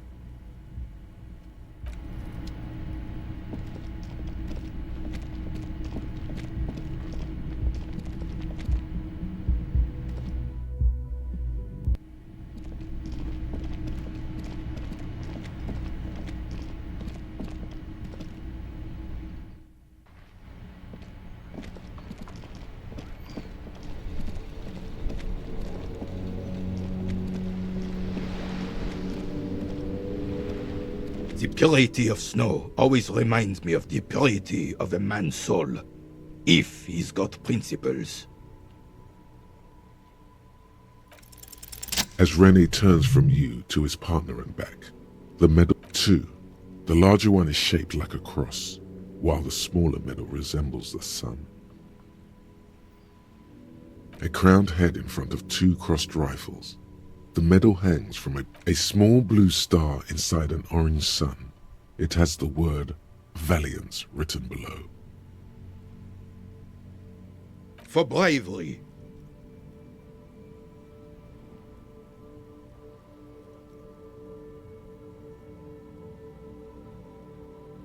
For doing my duty in the heat of battle. For looking my mortality in the eye.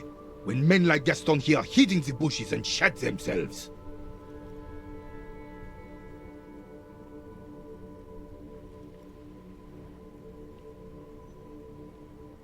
He saved some muddy princeling who foolishly strolled into the front line in his gown of velvet and gold.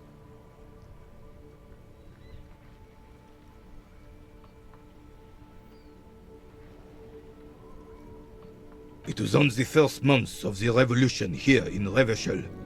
Unrest was spreading like wildfire.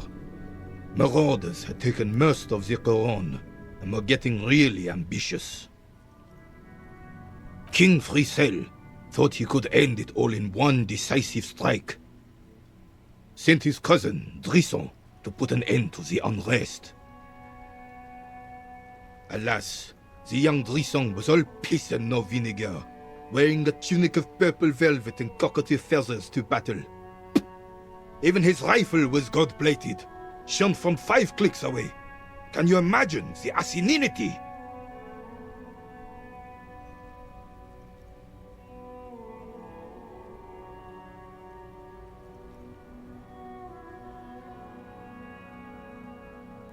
He really despises that Drissant fellow. Purple velvet tunic.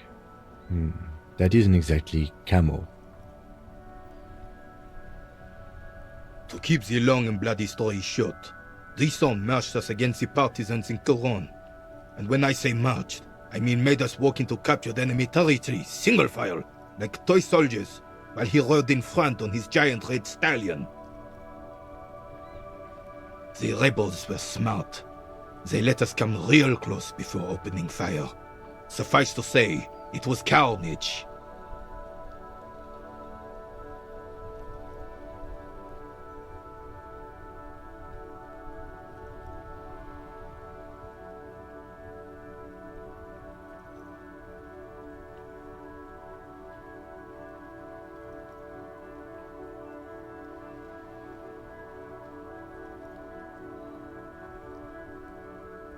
I got shot in the left shoulder and went down. Just a flesh wound. But just as I turned over, the prince fell into the mud next to me. He was missing his lower jaw. Then his horse, driven mad by the noise and smell of gunpowder, stepped on my leg and shattered my knee.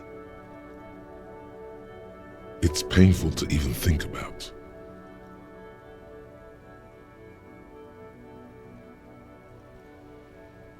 I grabbed my sidearm and shot the beast in the head. Then everything went black. Capitaine Arnoux, le fléau des chevaux. When I came to, it was all over. It was just me and Jolas Tresson, gurgling in the blood-soaked mud right next to me.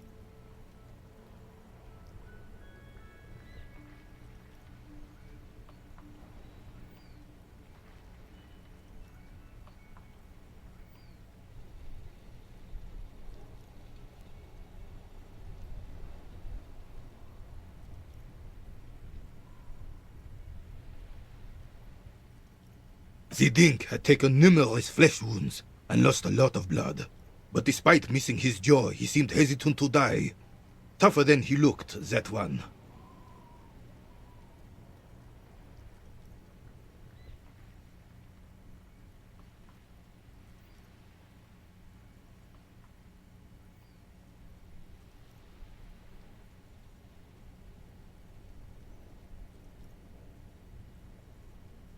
He didn't. I hoisted the prick on my back and started crawling. Kept going until the 59th Cavalry picked us up. Through some miracle, we both survived. And the jealous freak convinced Frisel to give me a medal for not leaving him to die in his own blood. Piece and shit. He was the commanding officer and I was on duty. Just doing my job. Shouldn't hand out medals for that. 13 months later, I received the Sun for distinguished service. It's not worth mentioning.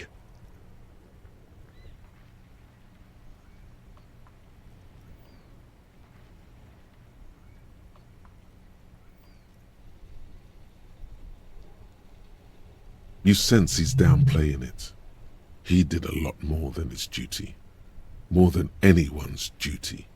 It's in his spine, in his billowing breasts, and untarnished self-worth.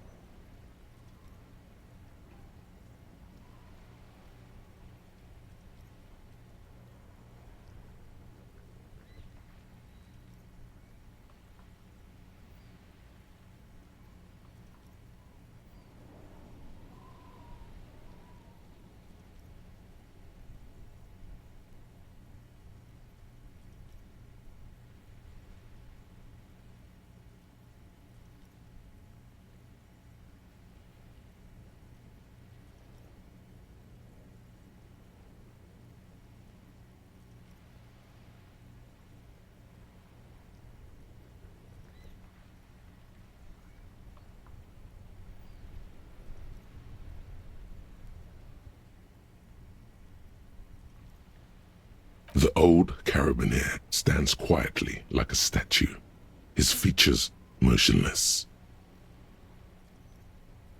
What Monseigneur Modesty is not telling you is that he crawled over 7 kilometers before the cavalrymen found him and Drizant.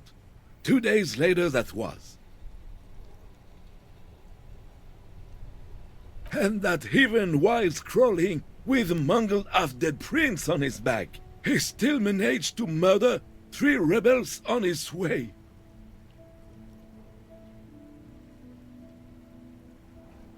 Is that pride in his voice? It's deep down, but maybe even unbeknownst to the man himself, it's there.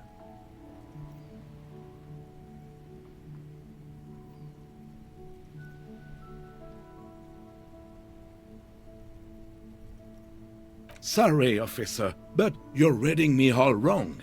I'm a man of peace, and these kinds of bloody heroics are only impressive to men like René himself. Certainly not to me. How did you find the story to be, officer?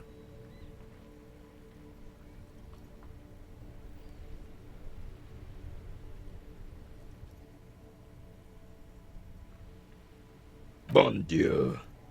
You and Gaston must be related. His blood runs yellow too. Maybe, but also bear in mind, officer.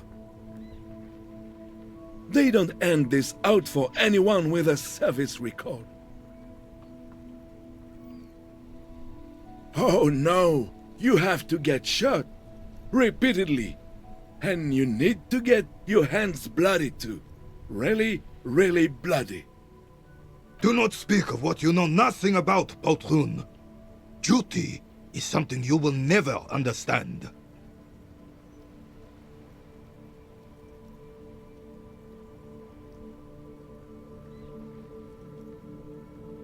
Bah! There were many such stories in those days. Many such men, too. True Revacholians. Men with backbone.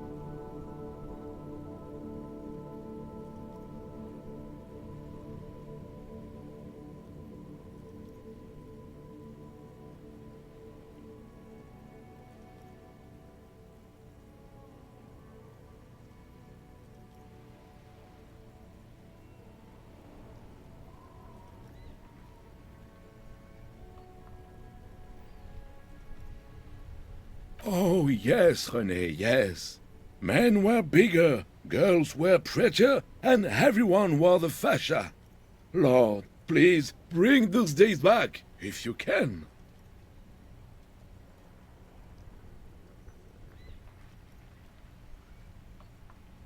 I'm not getting into this with you again. You should try to come up with a heroic story of your own. Impress this old soldier.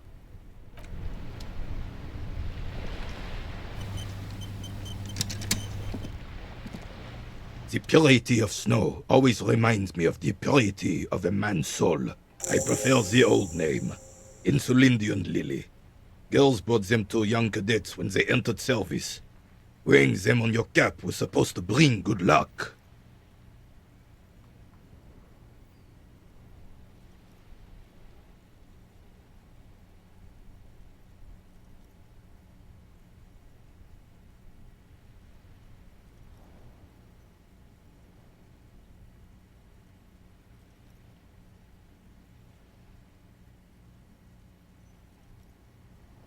It used to be. But the communards were fond of them too. Call them revolutionary flowers. Bells of the revolution. You know what? No. They brought me misery, false hope, and disappointment. The revolutionaries sullied them.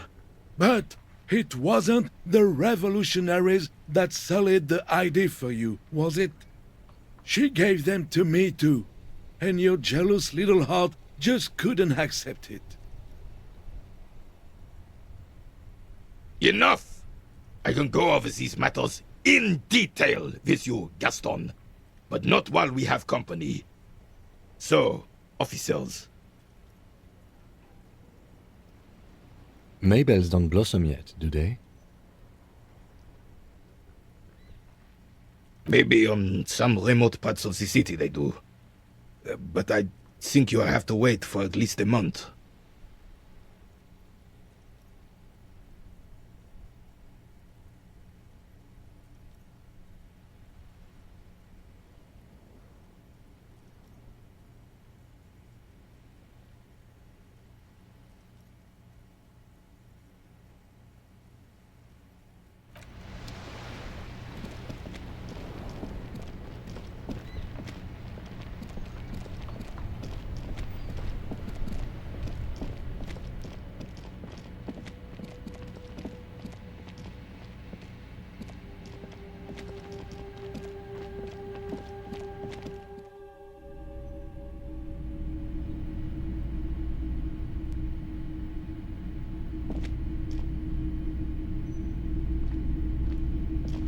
The boomboxes wait on the shelves, and your boombox, that gold. Hello, hello. Let me know if I can help you with... Yeah, we still have those boomboxes on the shelves. The boomboxes wait on the shelves, and your boombox. Sorry, man. I can't be giving out freebies. Never have, won't now.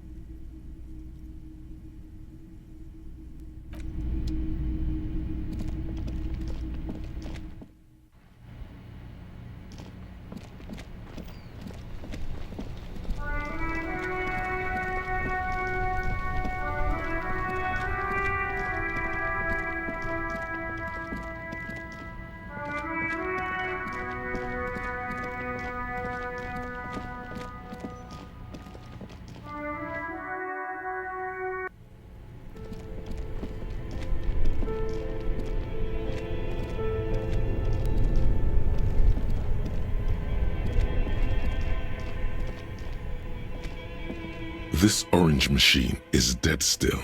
It has...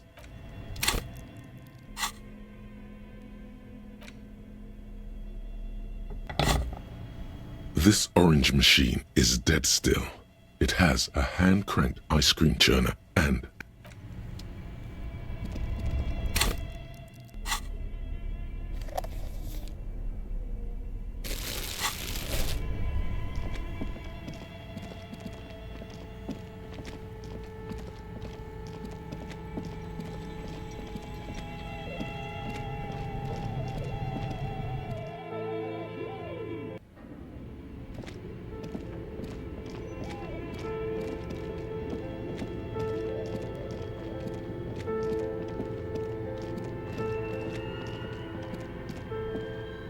Oh, it's you again. Are you looking for a dye?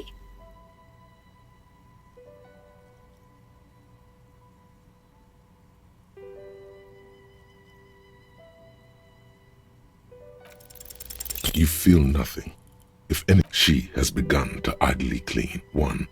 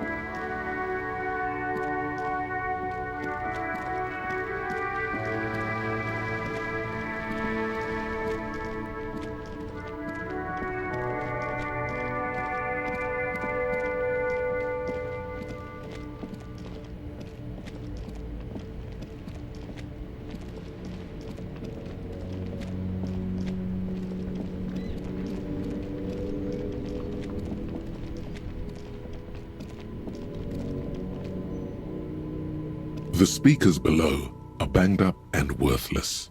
The sneakers triumph over them. They're the star of the show here. These once respectable speakers have been conquered, reduced to a mere prop by the indomitable Faun Ultras atop them. A small heat emboss on the veneer reads, "Solidarity aid from the people." No, don't look at the speakers, officer. Look at the sneakers. The sneakers are the stars here. These, officer? These speakers are Samaran garbage. I'm ashamed to even use them for props. Don't waste your time on them. No way, officer! These aren't for sale. They're bad speakers. Low-fi socialist junk. No, officer. You're a high-class policeman who accepts nothing less than the best. Lucky for you, I've got the best on sale.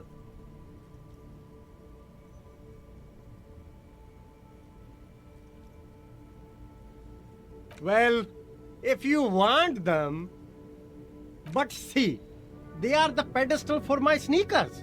If I let go of the speakers, where will the sneakers go? I can't leave premium lifestyle sneakers on the ground. If, on the other hand, you wanted to buy the sneakers too, I could maybe throw in the speakers for little extra.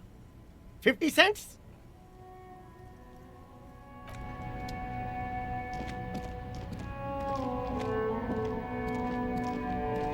The shine on these sunglasses lasts a lifetime, officer. 100% guaranteed.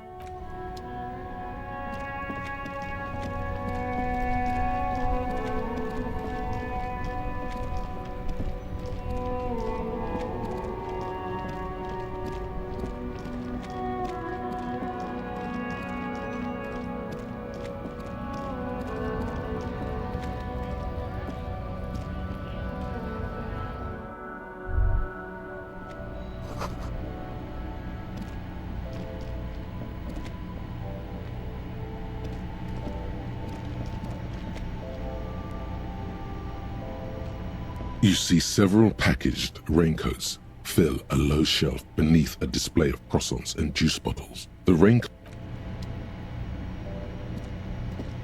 tear machines, your bottles clunk into them. Do you know what you should?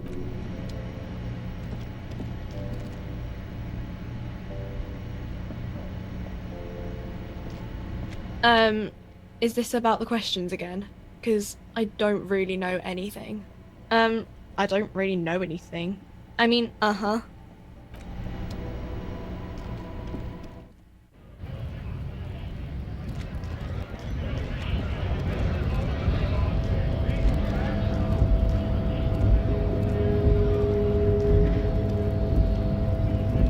Hola, Wandering Man. How can I help you?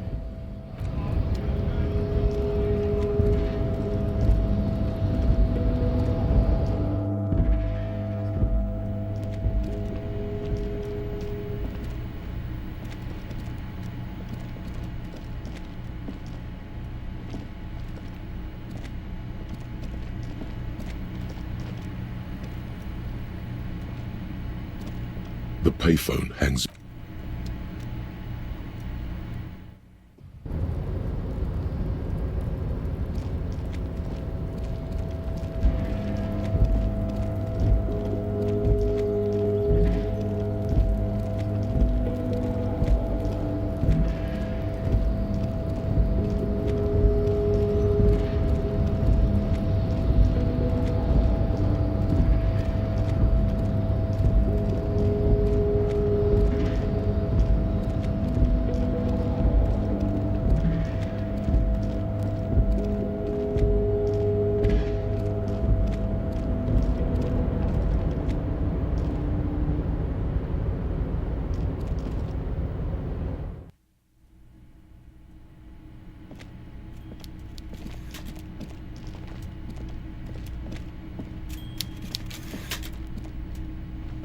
Mr. Dubois, a pleasure as always. You don't have to sit down this time, since you've already sat on that chair.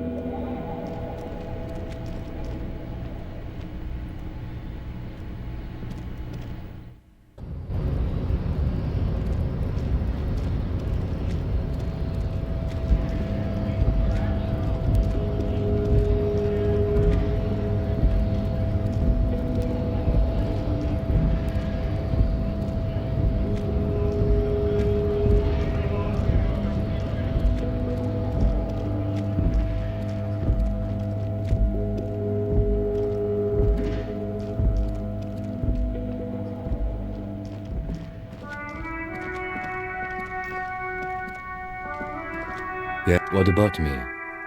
Good. Let's check.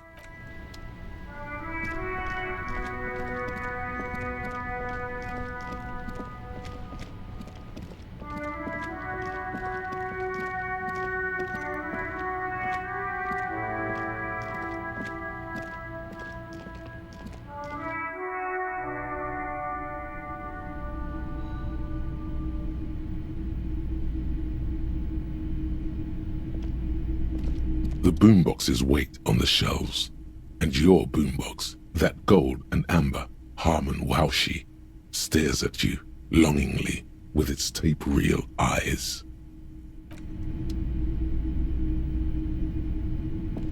Hello, hello. Let me know if I can help you with anything.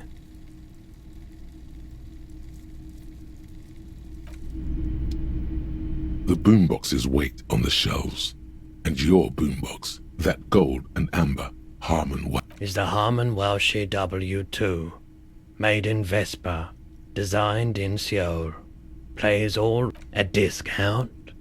I do have to keep the lights on, man. It's 12 real. A man like that in a neighborhood like this, in a rickety house falling into the sea? Careful, you can only do this once.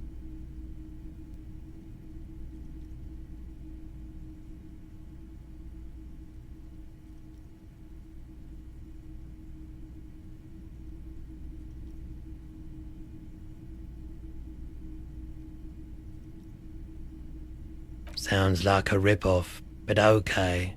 I can make it 10, but no lower. And here you are, quality sound reproduction on the go. It'll play anything. Where?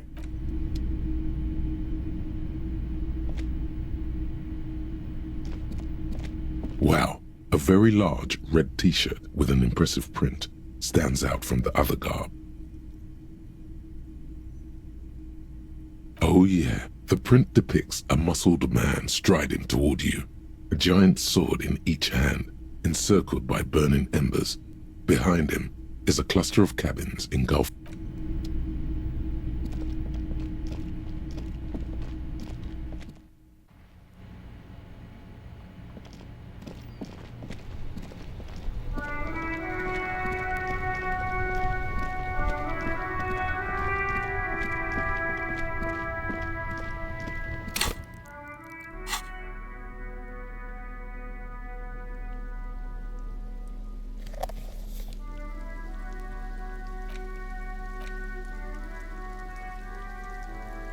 The porter reel is just what you needed. The reels attach to the apparatus. You push, command set, and the tape starts spinning. Violent. This isn't Revachol. This is a fucking village. I can almost see the elephants. The harbor. That's the son of a Kvalson crane. When this shit is done, I'm gonna tear that place up. Soldier of the Apocalypse style. Kill shit. Dogs and chickens too. Gonna run a room, Cordy. A real nice room. I don't give a shit. I'm fucking done. I'm done mentally. I'll fucking do them all in. Rape that disco cunt on the counter. You know, the dance a whore upstairs. Do it Kohoi style. Never did get that taste out of my mouth.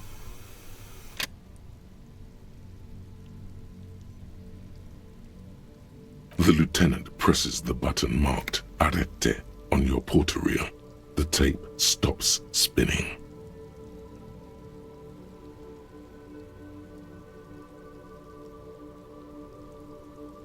End of recording.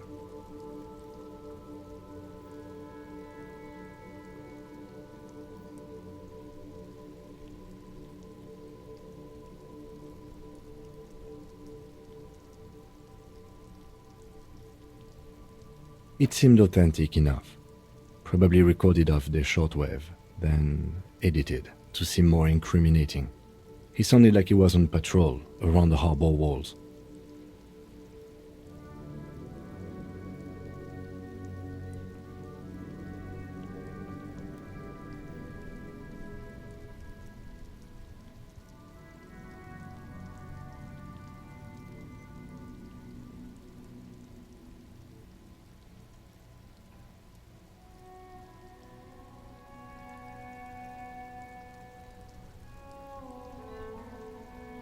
Indeed, but...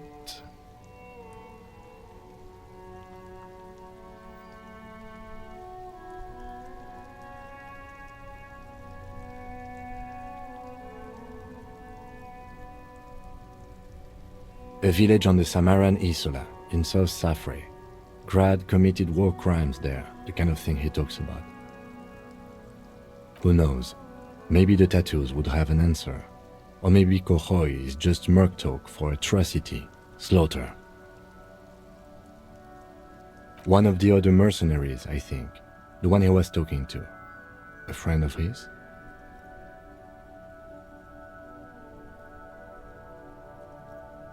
I think we've got a few more questions for class here, don't you? This seems to contradict her testimony, at least to some degree.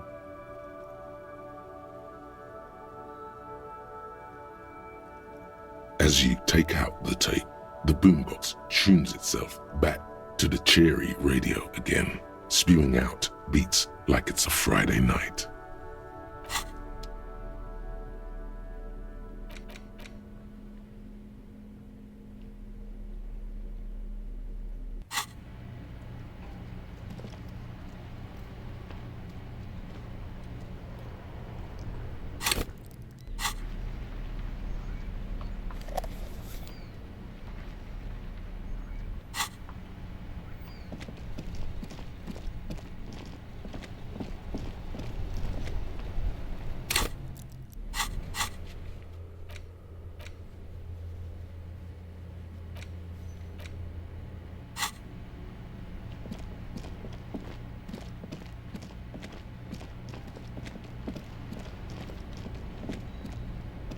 Still here. Stuck in this damn jam, my man.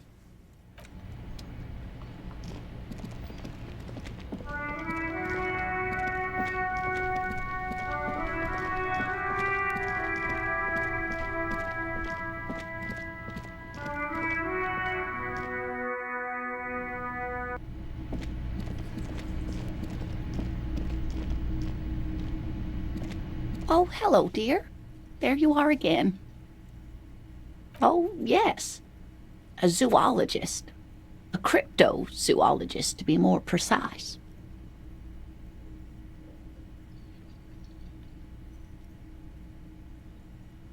It's a pseudoscience that attempts to legitimize research into mythological beasts and urban legends.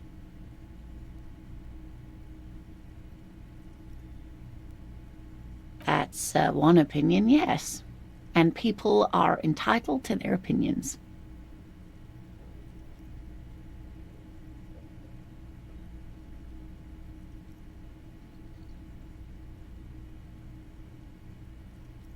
She's used to playing off such insults casually, but they still affect her.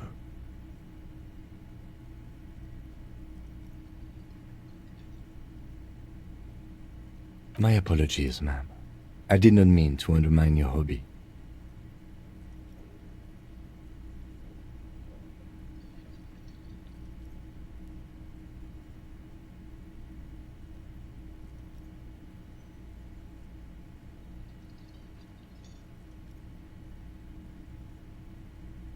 It's not a hobby, dear. It's a subfield of zoology, one specializing in animal species that are so exceedingly rare that many assume them to be extinct or even fictitious. Searching for such species called cryptids is difficult and often thankless, and frankly, many scientists are too lazy to do it. Universities these days are rarely... There's really no point in manipulating anyone. She'd be only too pleased to tell you about her work. Go on and ask. Oh, I'd be delighted. Truth be told, I could really use the company too. One cryptid, not a couple. One. This won't turn into some kind of cryptid extravaganza.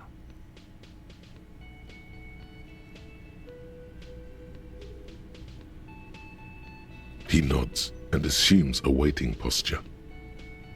Cryptids, cryptids. Let's hear about all the interesting cryptids. Ooh, tough choice there.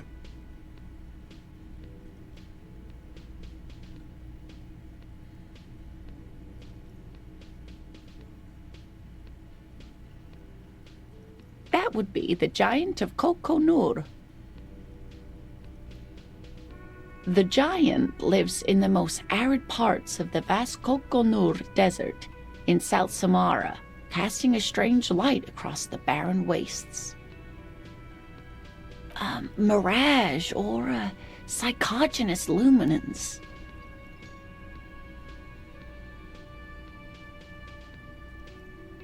No one knows for sure. It is like an awful mountain appearing from below the horizon and expanding to cover almost a third of your field of vision. The towering luminosity of Kokonur is a bad omen in local folklore. Some say it's a fata morgana, others, fate unimaginable.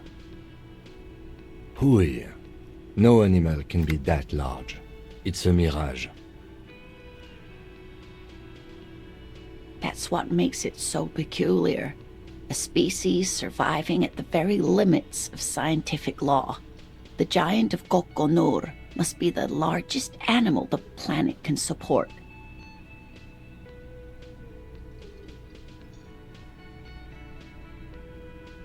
There are limits, you see, to how large a metabolism an ecosystem can beget.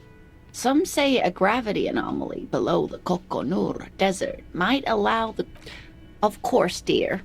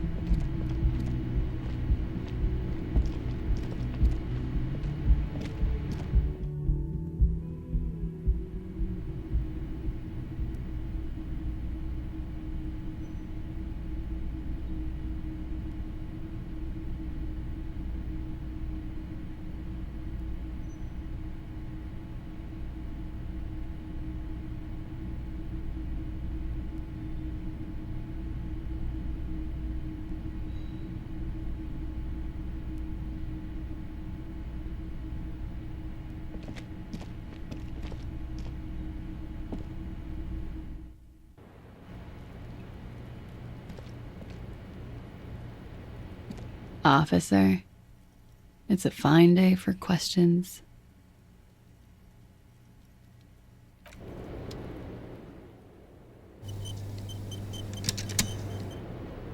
Officer, it's a fine day for questions. She looks at the dried petals in your palm, then lightly touches one with her fingernail.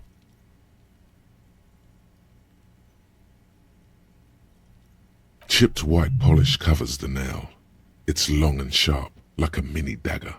The petal crumbles on contact.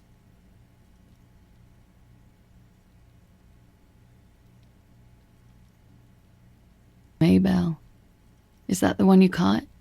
Sambo style?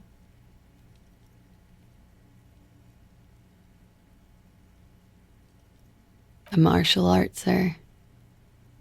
Is that it? Samurai boxing, or sambo, graceful martial arts stuff. Why was there a flower on the roof? I don't know, officer. Because of the wind?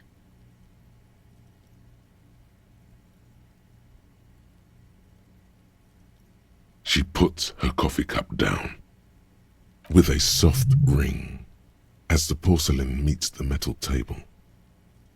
Did he? I never said he was a good man, or that he had good intentions, only that he was never bad to me.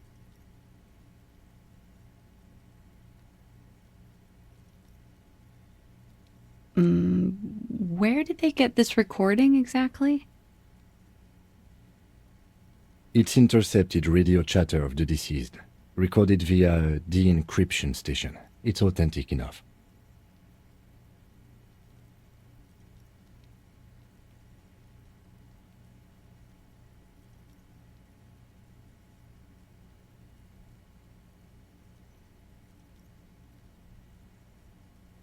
Does he say he's gonna do it Soldier of the Apocalypse style?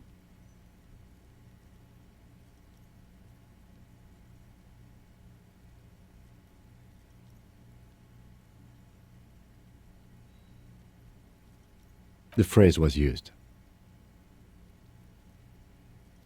Yeah. That was practically his pickup line. A memory surfaces in her tired neocortex. It's not entirely unpleasant. Did he say whores a lot? Was he pretty much on the verge of doing it Kohoi style?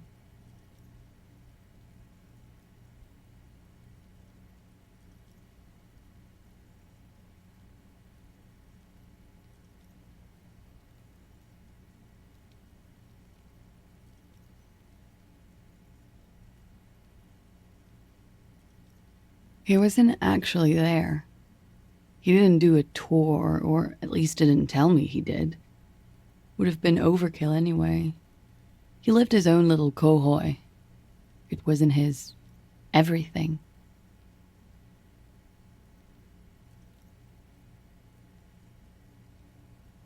Yes, was he bragging?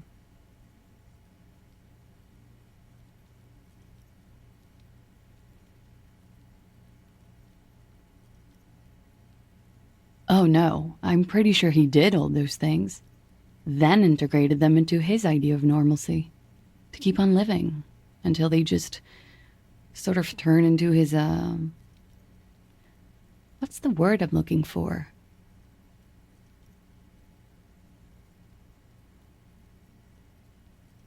Running joke. I was gonna say running joke. And it sounds like you didn't even get the good bits. Lely's punchlines got way, way funkier than that. He was like the Seminoles conflict, the Kohoi massacre, and the 36 famine in Yezut all rolled into one person, then cast in Orani ceramic armor, which he wore in bed and in the shower.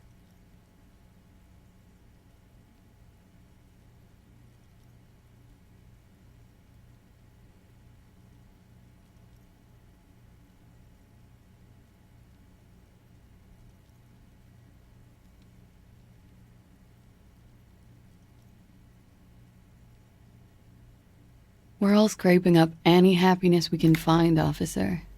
Going around with our little scouring sticks. You, your first love, Mr. Kohoi here. Did he tell you he had actually done any of those things? Here in Martinez, I mean? No.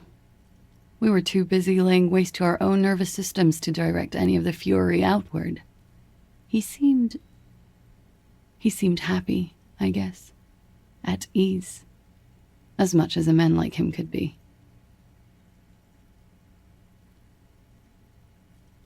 Thank you for clearing that up, miss. Whenever you're ready. I'm interested to hear what Titus Hardy has to say now.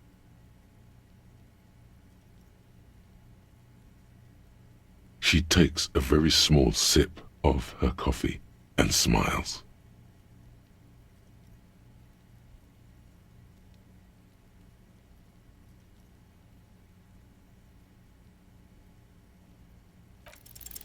She looks back. Don't worry. We will protect you from her beauty. You are advised. There are muscles on long white bones that line her limb. Miss Oranje Disco Dancer.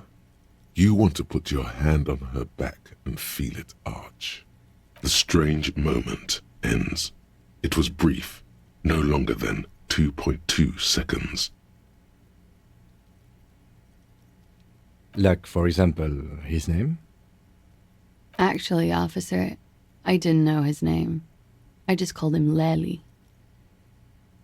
A nickname? I guess. He came from Lelystad. It's short for that. And it was his army name, apparently. He said his real name wasn't his. I tried to pry it out of him, but it was no use. Lelystad. That's a good start. We have a few questions you can help us with. A few things a field autopsy alone can't answer.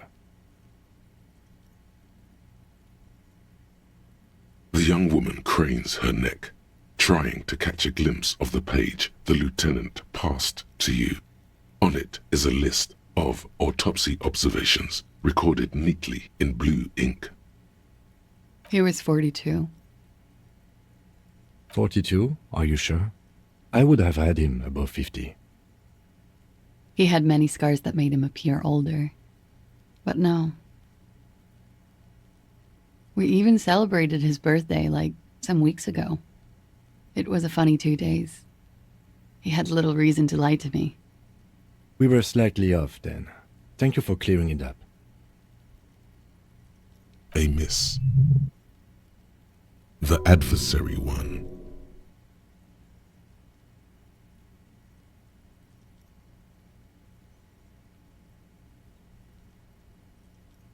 Oh, that.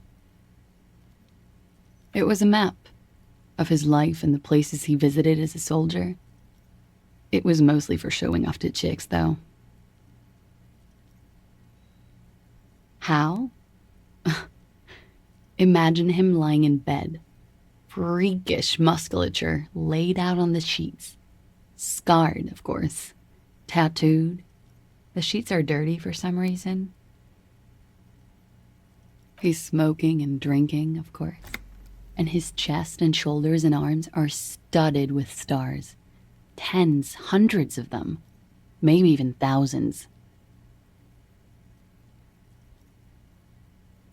And the woman goes like, "What was this, baby?"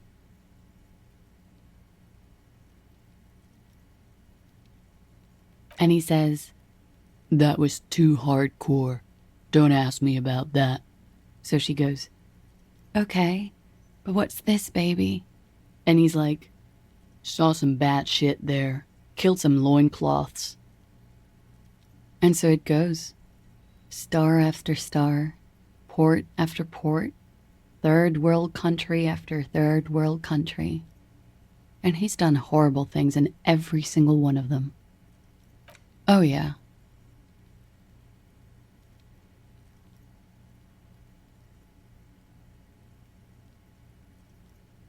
No, thank you. I've seen enough of him dead. I can tell you what they meant without looking at them. Go on. He was a blue-eyed boy with thick arms, from a small town. He was also poor, and the government of Orania needed some people killed, so they turned him into a grotesque killer. For money. He went to Killer Academy in Vredefort. Then he killed some people on the Seminine Islands. And on other islands, too. All of the islands. After this, he came to Revachol and got killed himself.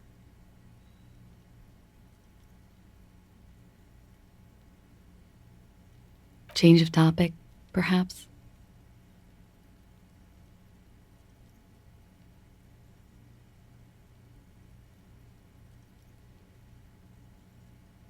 Yes. Light blue. They were like little blue galaxies. It was strange, seeing those eyes in his fucked up face.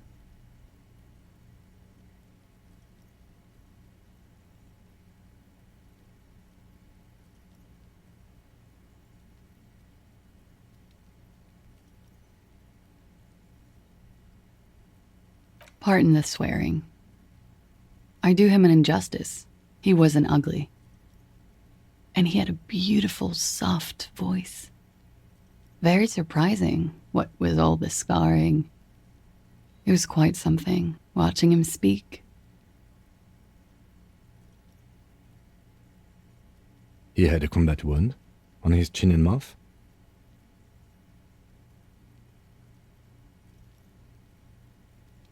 Yes. Severe. It made him look like half his face was cracking away in some strange smile. That and those eyes.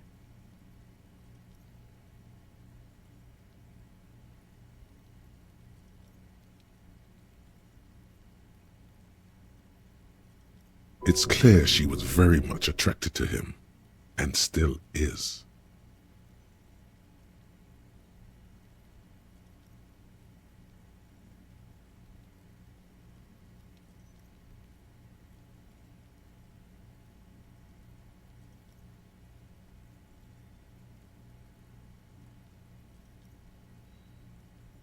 Of course.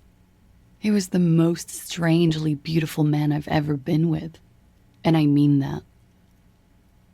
And now, he's dead.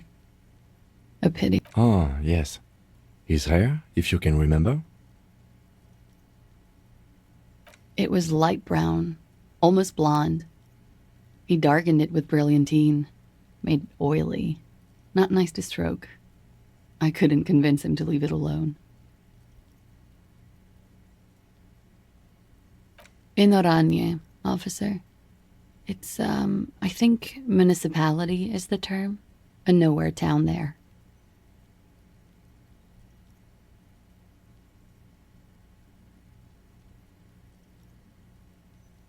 Oranje?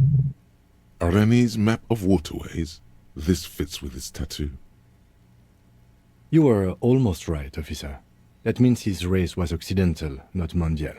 I'll update the form.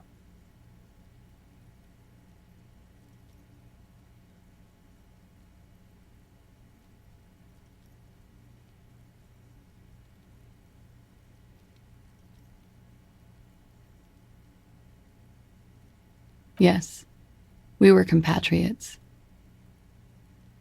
Did that bring you together? No, he was too old for that. And from another part of Oranjenrijk. I didn't even understand his accent. What brought us together wasn't Oranje. It was bad habits. Sex. Alcohol.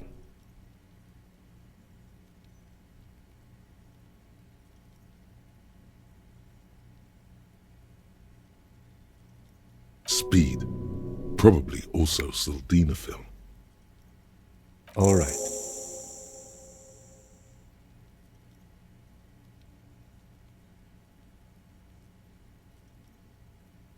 Coolly, gracefully, she pours herself more coffee.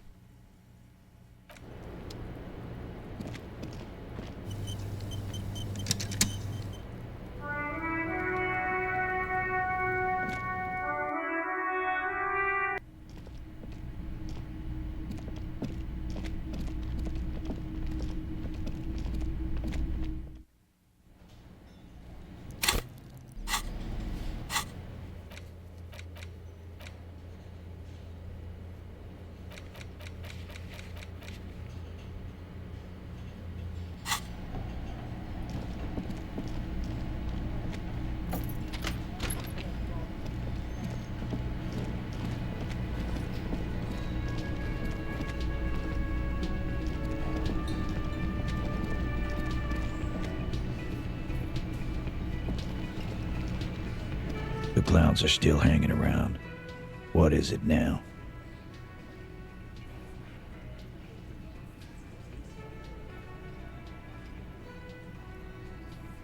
And? He tenses immediately. Chest tightens, jaw sets, ready for another blow. That fucking fucker. You're the worst cops in Revachol. I gave you gold on that tape.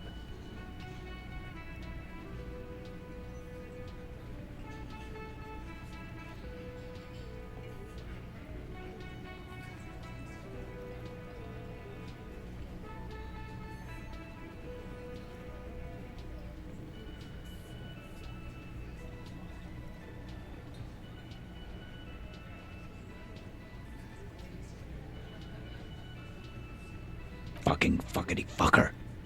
And what did she say then? That it's fine. People are supposed to be like that.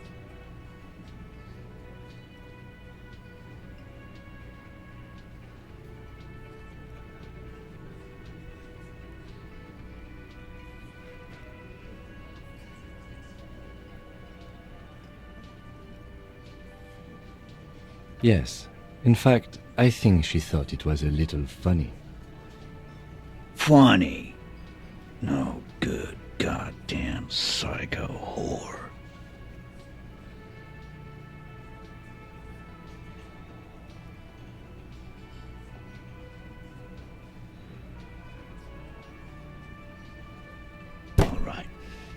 fucking righty then. I guess it's good then. That fucking... Please try to control yourself in the presence of visitors, Titus. This is just perfect. Just fucking perfect. Any thoughts on this, lawmen?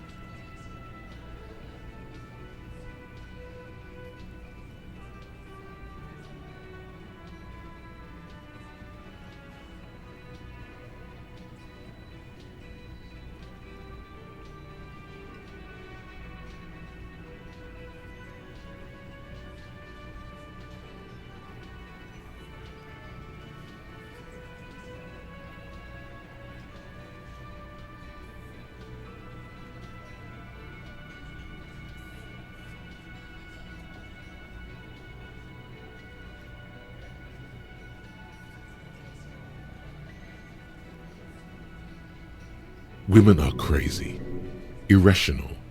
That's what you're thinking, right? Also, your fists are itching for a bump.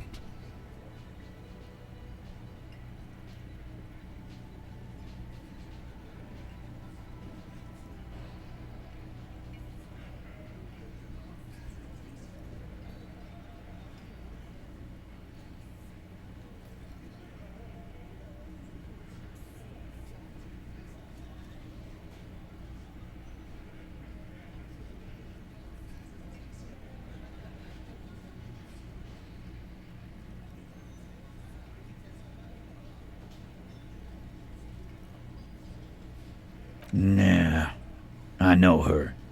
She's just a girl. In over her head.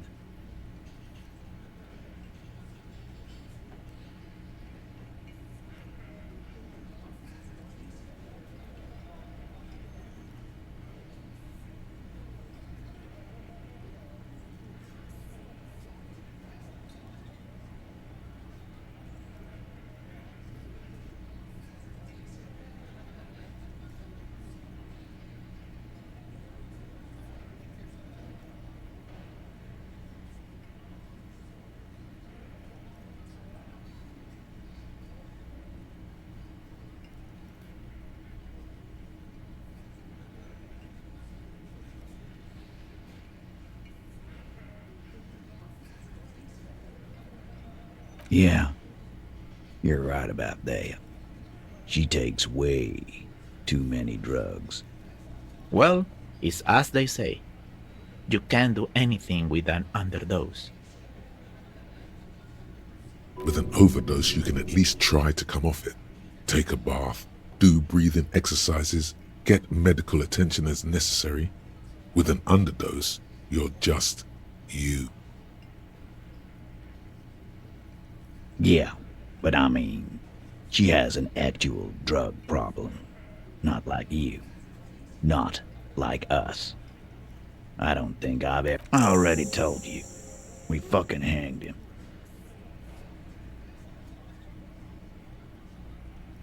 There's less gusto in his voice now. His men too are growing increasingly silent. The man is slowing down. Looks like a bad blood sugar crash. He can't keep track of all the variables anymore. Come on, Titus. It's been a long day. I'm tired of running back and forth between you. I can see you're tired too. Why don't you just... You know what? I am tired. I'm tired of you and the whore upstairs.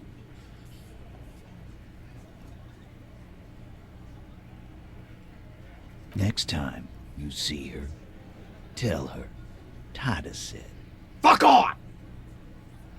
This is the petulant rage of someone who's at the end of their wits.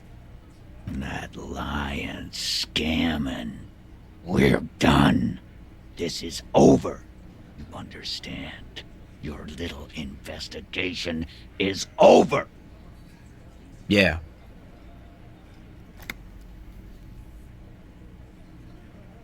On the floor, beer drips out of the can into a small puddle. No one does anything about it.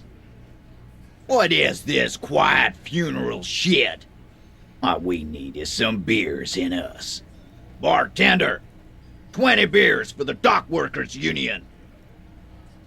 Why do we make it 40, huh? Why do we make it 100 beers? You're not loud enough. 100 beers? Now we're talking. Hoppity hop over here, cafeteria manager.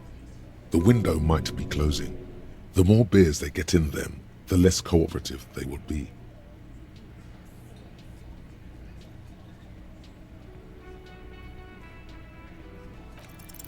Convince Titus he's being manipulated. You should know by now. Titus Hardy will never falter. But you know someone who might.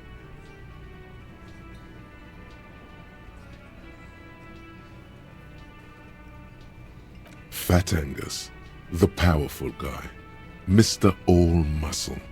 The time has come. Put him in the pressure cooker. Just remember, it's about more than Glasia. It's about these men and Martinez, their district, their responsibility. Outside, in the midday sun, ruins. The pavements are cracked and the benches peeling. Newspapers blow in the wind.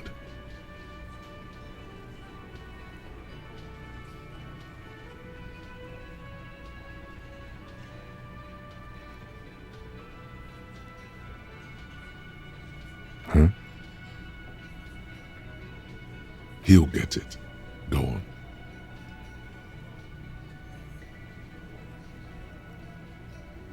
Got it. Kill you because they don't like you. All because...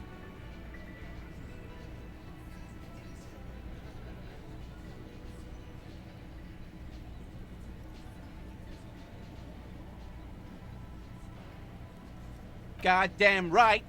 Don't come around if you're not from around. Fuck you. I'm not from around. That's not why we... There we go. Don't come to the wild north if you are not white enough.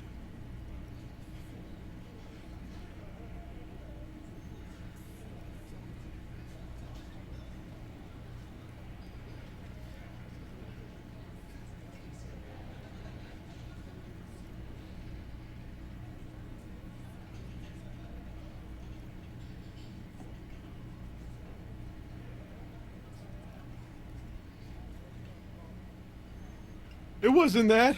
It wasn't... We just couldn't get him down, okay? That's it. That's the weak one. You flushed him out. Now go... Officer, you will be next if you don't shut up. Firearm. A Glass 08 or a 38 caliber pistol. Either is small enough for you to have missed.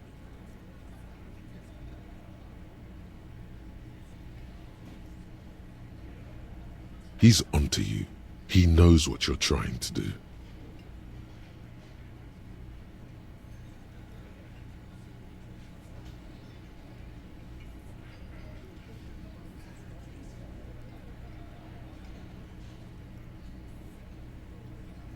The lieutenant has put down his notebook. His hand is resting on his holster. He gives you an imperceptible nod. What? What does that mean?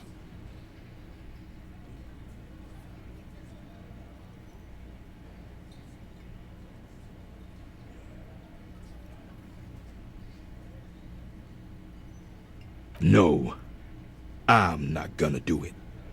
I'm too old for a shot like that now.